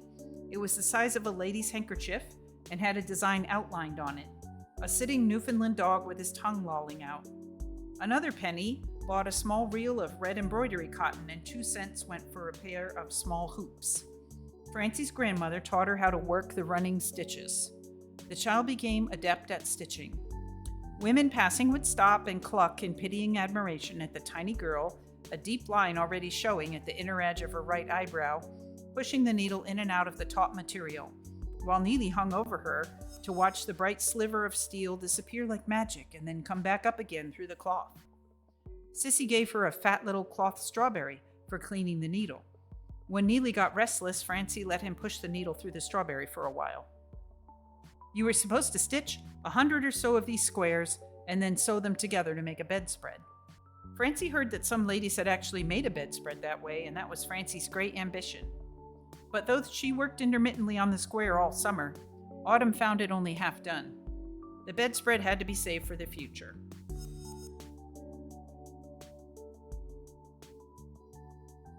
The fall came again, winter, spring, and summer.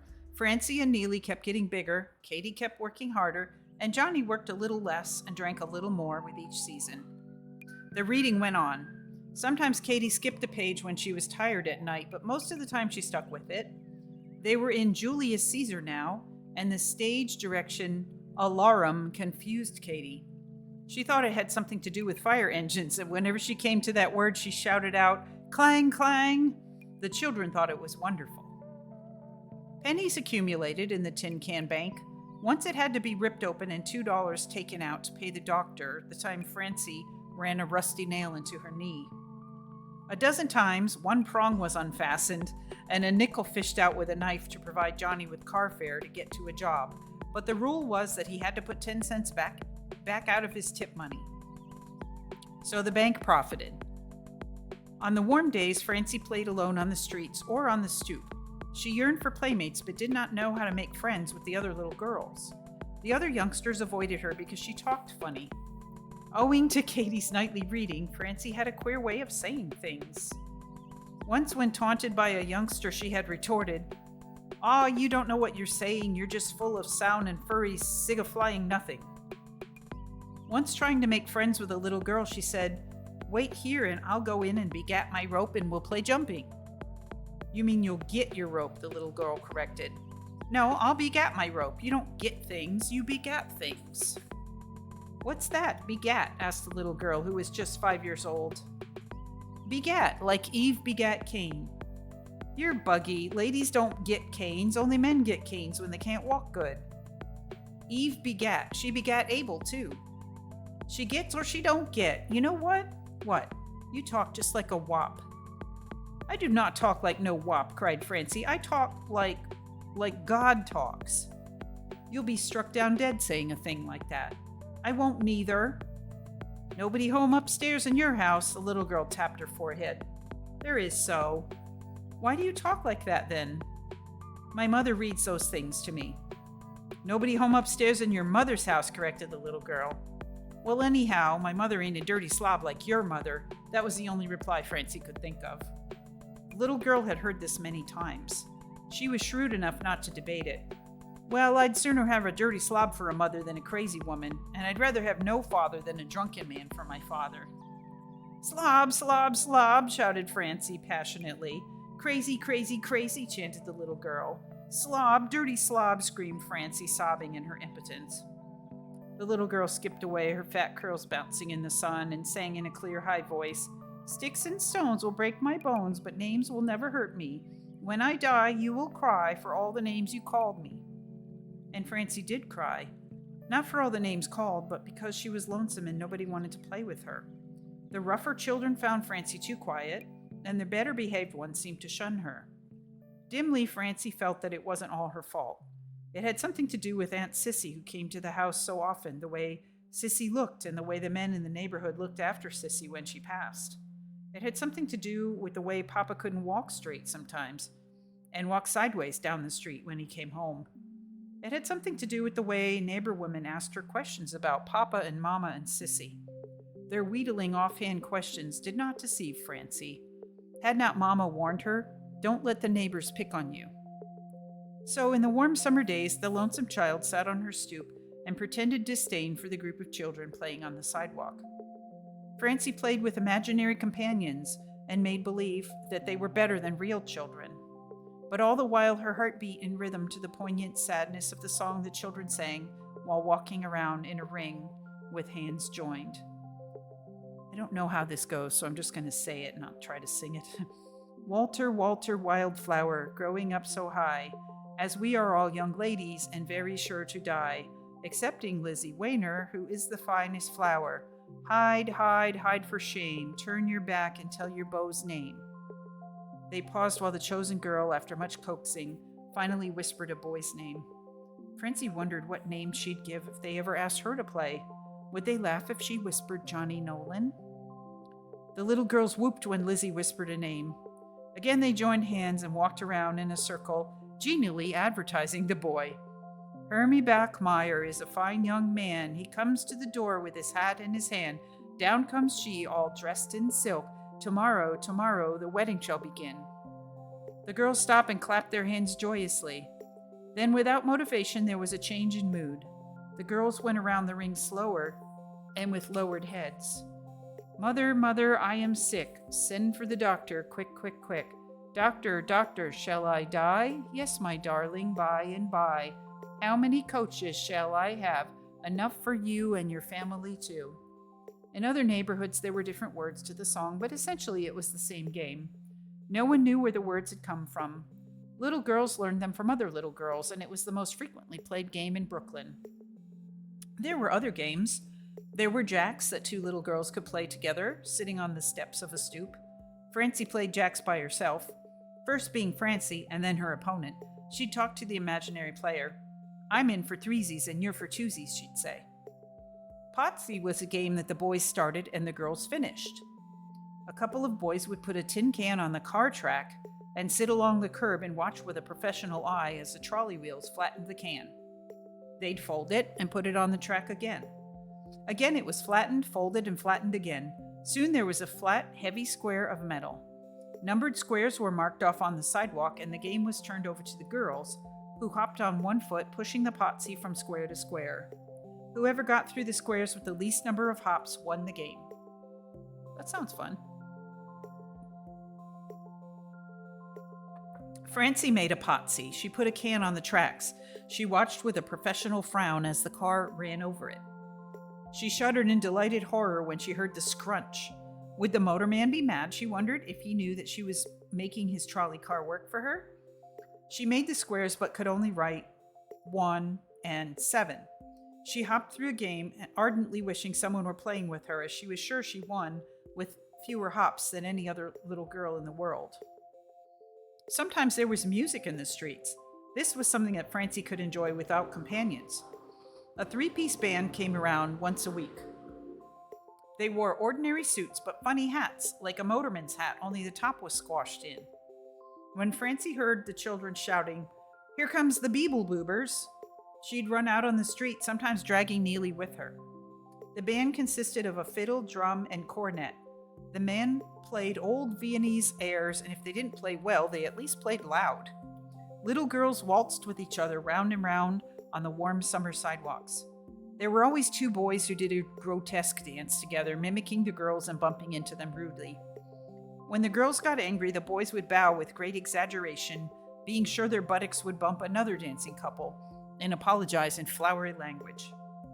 Francie wished she could be one of the brave ones who took no part in the dancing, but stood close to the horn blower, sucking noisily on big dripping pickles. This made saliva flow into the horn, which made the cornet player very angry. If provoked enough, he'd let out a string of oaths in German, ending up with something that sounded like "Gottverdammt Erlendiger Jude." Most Brooklyn Germans had a habit of calling everyone who annoyed them a Jew. Francie was fascinated by the money angle. After 2 songs, the fiddle and horn carried on alone, while the drummer went around hat in hand, ungraciously accepting the pennies doled out to him. After canvassing the street, he'd stand on the curb's edge and look up at the house windows. Women wrapped 2 pennies in a bit of newspaper and tossed them down. The newspaper was essential. Any pennies thrown loose were considered fair game by the boys, and they scrambled for them, picked them up, and ran off down the street with an angry musician after them. For some reason, they wouldn't try to get the wrapped pennies. They'd pick them up sometimes and hand them to the musicians. There was some sort of code that made them agree as to whose pennies were whose. If the musicians got enough, they'd play another song. If the take was meager, they'd move on, hoping for greener fields. Francie, usually dragging Neely along, often followed the musicians from stop to stop, street to street, until it got dark and time for the musicians to disband. Francie was but one of a crowd, as many children followed the band Pied Piper fashion. Many of the little girls towed baby brothers and sisters along, some in homemade wagons, others in busted-down baby buggies.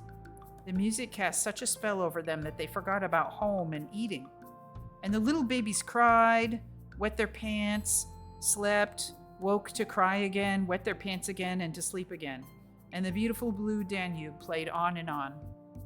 Francie thought the musicians had a fine life. She made plans.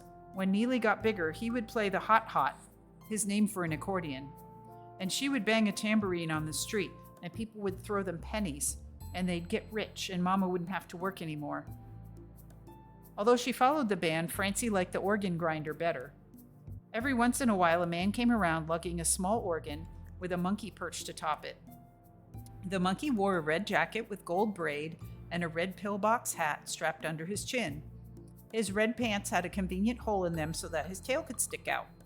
Francie loved that monkey. She'd give him her precious penny for candy just for the happiness of seeing him tip his little hat to her. If Mama was around, she'd come out with a penny that should have gone into the tin can bank and give it to the man with sharp instructions not to mistreat his monkey, and if he did, when she found out, she would report him. The Italian never understood a word she said and always made the same answer. He pulled off his hat, bowed humbly with a little crook of the leg, and called out eagerly, "Si, si." The big organ was different. When that came around, it was like a fiesta. The organ was pulled by a dark, curly-haired man with very white teeth. He wore green velveteen pants and a brown corduroy jacket, from which hung a red bandana handkerchief. He wore one hoop earring.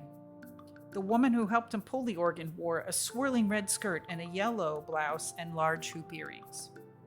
The music tinkled out shrilly, a song from Carmen or Il Trovatore. The woman shook a dirty, beribboned tambourine and listlessly punched it with her elbow in time to the music. At the end of a song, she'd twirl suddenly, showing her stout legs and dirty white cotton stockings and a flash of multicolored petticoats. Francie never noticed the dirt and the lassitude. She heard the music and saw the flashing colors and felt the glamour of a picturesque people. Katie warned her never to follow the big organ. Katie said that those organ grinders who dressed up so were Sicilians, and all the world knew that the Sicilians belonged to the Black Hand, and that the Black Hand Society always kidnapped little children and held them for ransom. They took the child and left a note saying to leave $100 at the cemetery and signed it with the black imprint of a hand. That's what Mama said about those organ grinders. For days after the organ grinder had been around, Francie played organ grinder. She hummed what she recalled of Verdi and bumped her elbow on an old pie tin, pretending it was a tambourine.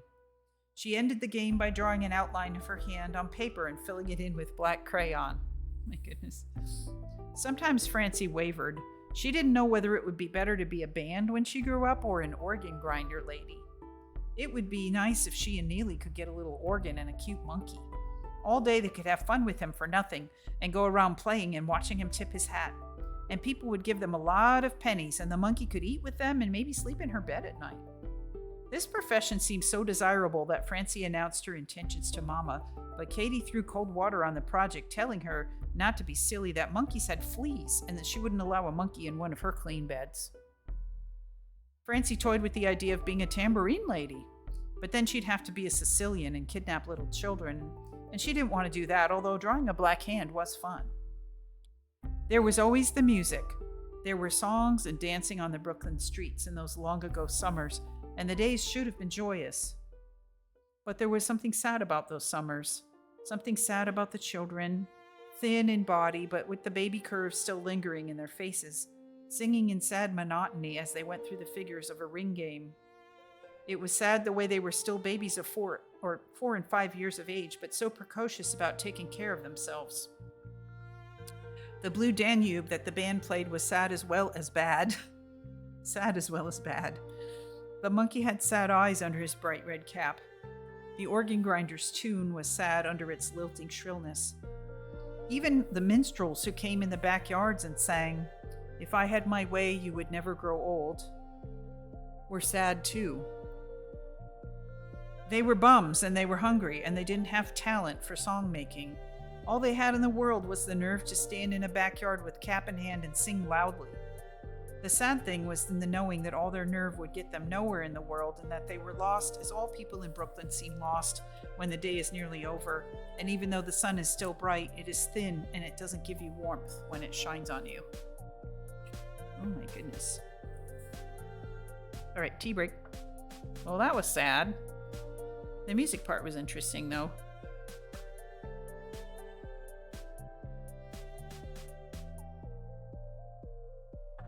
I have not had one of these lemon shortbread cookies today, so let me have a little bite of one of those. We'll move on. You can look at this picture here look at this tricycle. I think this must be Sissy, but I'm not sure.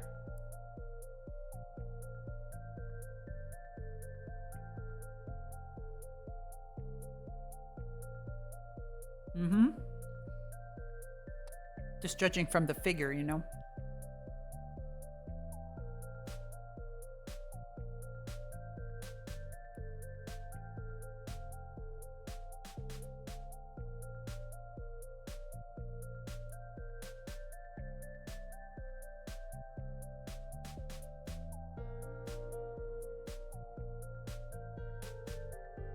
Okay. It is Sissy. Here we go, chapter 14. I think we have just like this one more chapter. Yeah, one more chapter for today, I think. Chapter 14. Life was pleasant in Lorimer Street, and the Nolans would have kept on living there if it hadn't been for Aunt Sissy and her big but mistaken heart.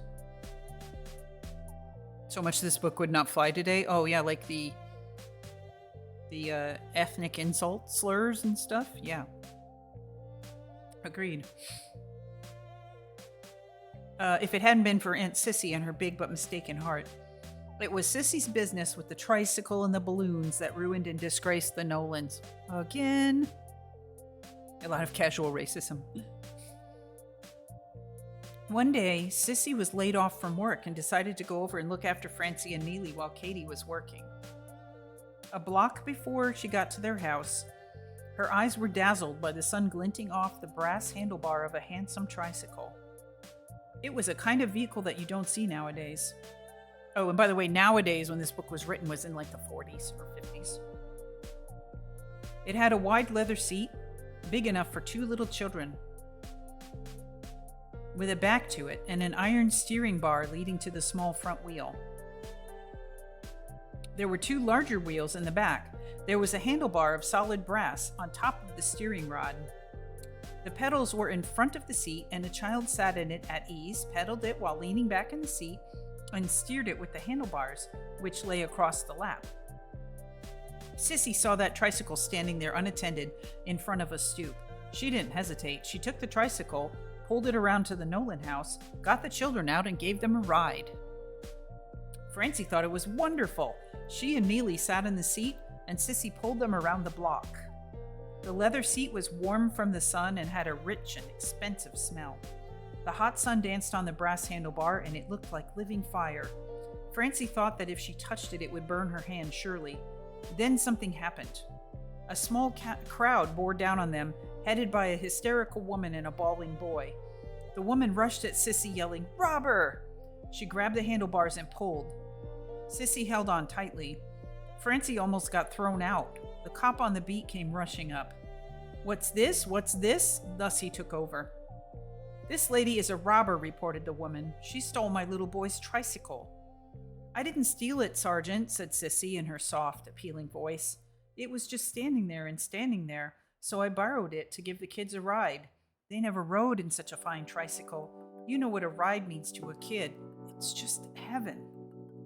The cop stared at the mute children in the seat. Francie grinned at him in trembling panic. "I was only going to ride them once around the block and then take it back. Honest, Sarge." So there's Sissy in a stoop, a Brooklyn stoop, right? And it is an unusual tricycle. You definitely don't see anything like that anymore.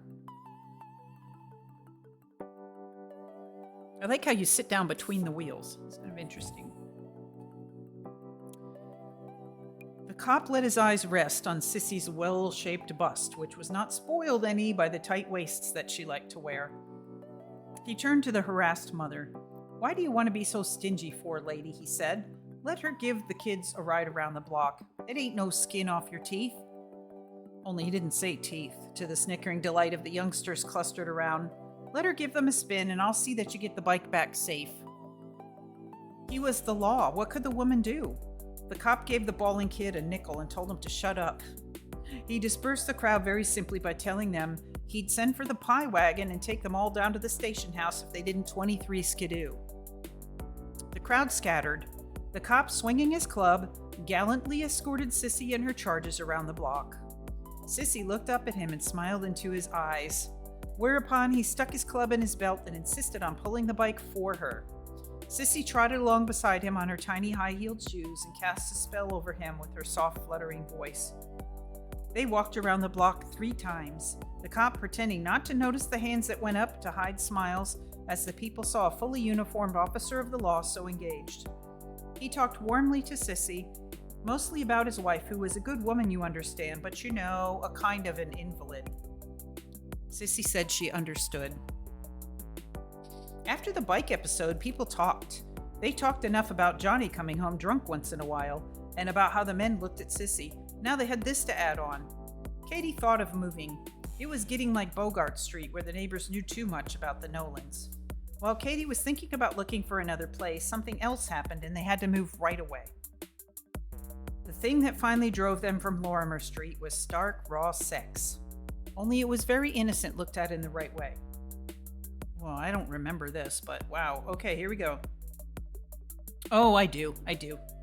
One Saturday afternoon, Katie had an odd job at Gorling's, a large department store in Williamsburg. She fixed coffee and sandwiches for the Saturday night supper that the boss gave the girls in lieu of overtime money. Johnny was at Union headquarters waiting for a job to find him. Sissy wasn't working that day. Knowing that the children would be left alone locked in the rooms, she decided to keep them company. Yes, that is how people took care of their kids back then. She knocked at the door, calling out that she was Aunt Sissy. Francie opened the door on the chain to make sure before she let her in. The children swarmed over Sissy, smothering her with hugs. They loved her. To them, she was a beautiful lady who always smelled sweet, wore beautiful clothes, and brought them amazing presents. Today, she brought a sweet-smelling cedar cigar box, several sheets of tissue paper, some red and some white, and a jar of paste. They sat around the kitchen table and went to work decorating the box. Sissy outlined circles on the paper with a quarter, and Francie cut them out. Sissy showed her how to make them into little paper cups by molding the circles around the end of a pencil. When they had a lot of cups made, Sissy drew a heart on the box cover. The bottom of each red cup was given a dab of paste, and the cup was pasted on the penciled heart. The heart was filled in with red cups. The rest of the lid was filled in with white. When the top was finished, it looked like a bed of closely packed white carnations with a heart of red ones. The sides were filled in with white cups and the inside lined with red tissue. You never could tell it had been a cigar box, it was that beautiful. The box took up most of the afternoon. Sissy had a chop suey date at 5 and she got ready to leave. Francie clung to her and begged her not to go. Sissy hated to leave, yet she didn't want to miss her date. She searched in her purse for something to amuse them in her absence. They stood at her knee, helping her look. Francie spied a cigarette box and pulled it out. On the cover was a picture of a man lying on a couch, knees crossed, one foot dangling in the air, and smoking a cigarette which made a big smoke ring over his head. In the ring was a picture of a girl with her hair in her eyes and her bust popping out of her dress. The name on the box was American Dreams. It was out of the stock at Sissy's factory. Sissy worked at a rubber factory, by the way, in case you hadn't heard that part. The children clamored for the box. Sissy reluctantly let them have it after explaining that the box contained cigarettes and was only to hold and to look at and not under any circumstances to be opened. They must not touch the seals, she said. After she left, the children amused themselves for a time by staring at the picture. They shook the box. A dull, swishing, mysterious sound resulted. "They is snakes in there and not zingarettes," decided Neely. "No," corrected Francie, "worms are in there, live ones." They argued, Francie saying the box was too small for snakes, and Neely insisting that they were rolled up snakes, like herring in a glass jar. Curiosity grew to such a pitch that Sissy's instructions were forgotten. The seals were so lightly pasted it was a simple matter to pull them off. Francie opened the box. There was a sheet of soft, dulled tin foil over the contents. Francie lifted the foil carefully. Neely prepared to crawl under the table if the snakes became active.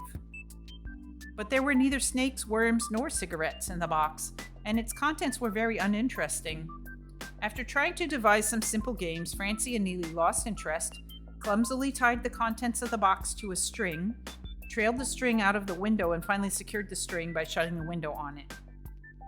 They then took turns jumping on the denuded box and became so absorbed in breaking it into bits, they forgot all about the string hanging out of the window. Consequently, there was a great surprise waiting for Johnny when he sauntered home to get a fresh dicky and collar for his evening's job. He took one look and his face burned with shame. He told Katie when she came home. Katie questioned Francie closely and found out everything. Sissy was condemned. That night, after the children had been put to bed and Johnny was away working, Katie sat in her dark kitchen with blushes coming and going. Johnny went about his work with a dull feeling that the world had come to an end. Evie came over later in the evening and she and Katie discussed Sissy. Oh, that's the end, Katie, said Evie. The very end. What Sissy does is her own business until her own business makes a thing like this happen. I've got a growing girl, so have you. We mustn't let Sissy come into our homes again. She's bad and there's no getting around it. She's good in many ways, temporized Katie. You say that after what she did to you today? Well, I guess you're right. Only don't tell Mother. She doesn't know how Sissy lives, and Sissy is her eye apple. When Johnny came home, Katie told him that Sissy was never to come to their house again. Johnny sighed and said he guessed that was the only thing to do. Johnny and Katie talked away the night, and in the morning, they had their plans all made for moving when the end of the month came. Katie found a janitor place on Grand Street in Williamsburg. She took up the tin can bank when they moved. There was a little over $8 in it. 2 had to go to the movers. The rest was put back when the can was nailed down again in the new home. Again, Mary Romilly came and sprinkled the flat with holy water. Again, there was the settling process and the establishing of trust or credit at the neighborhood stores. There was resigned regret that the new flat was not as nice as their Lorimer Street home. They lived on the top floor instead of the ground floor. There was no stoop, as the store occupied the street floor of the house. There was no bathroom, and the toilet was in the hall and shared by 2 families. The only bright spot was that the roof was theirs. By an unwritten agreement, the roof belonged to the people who lived on the top floor, as the yard belonged to the people who lived on the first floor. Another advantage was that there was no one living overhead to make vibrations on the ceiling and cause the Wellsback gas mantle to crumble into powder. Ooh, have you ever seen that? I have actually disintegrated a gas mantle in a camping lantern before. I know exactly what they're talking about there. While Katie was arguing with the movers, Johnny took Francie up on the roof. She saw a whole new world. Not far away was the lovely span of the Williamsburg Bridge. Across the East River, like a fairy city made of silver cardboard, the skyscrapers loomed cleanly. There was the Brooklyn Bridge further away, like an echo of the nearer bridge.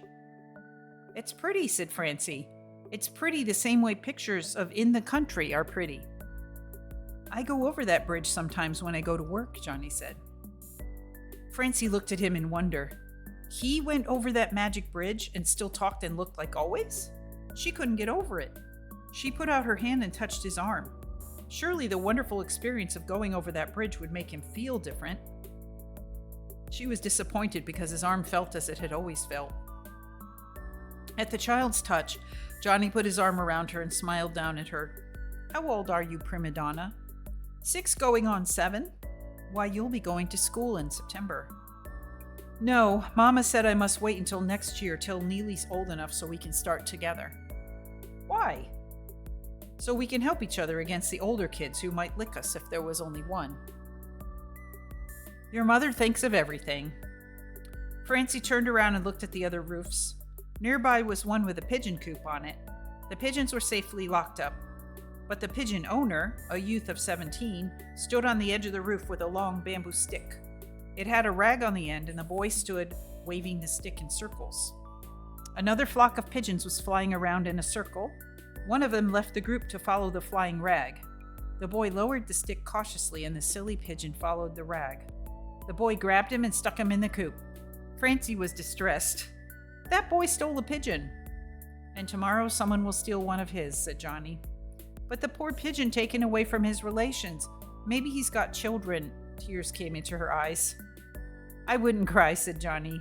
Maybe the pigeon wanted to get away from his relatives. If he doesn't like the new coop, he'll fly back to the old one when he gets out again.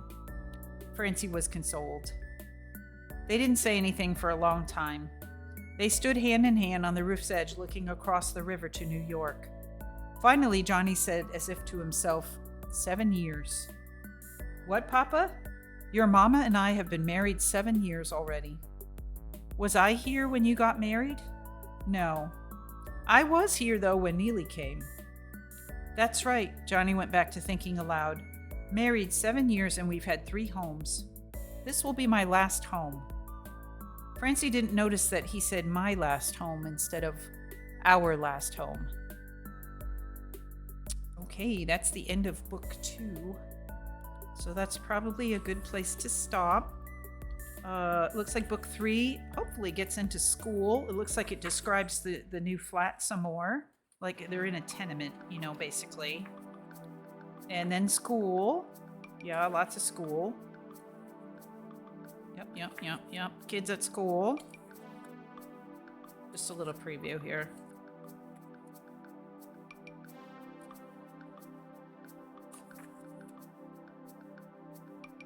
Yep, lots about school. So that's kind of interesting. I think that'll be fun. And then also Christmas, I think. Like, what did they do for Christmas? So yeah, let's put a pause on this for now. I think I'm gonna do one more tea so that I can eat my cookie. Let's give this to the tea pets. So patiently sitting here listening to my reading.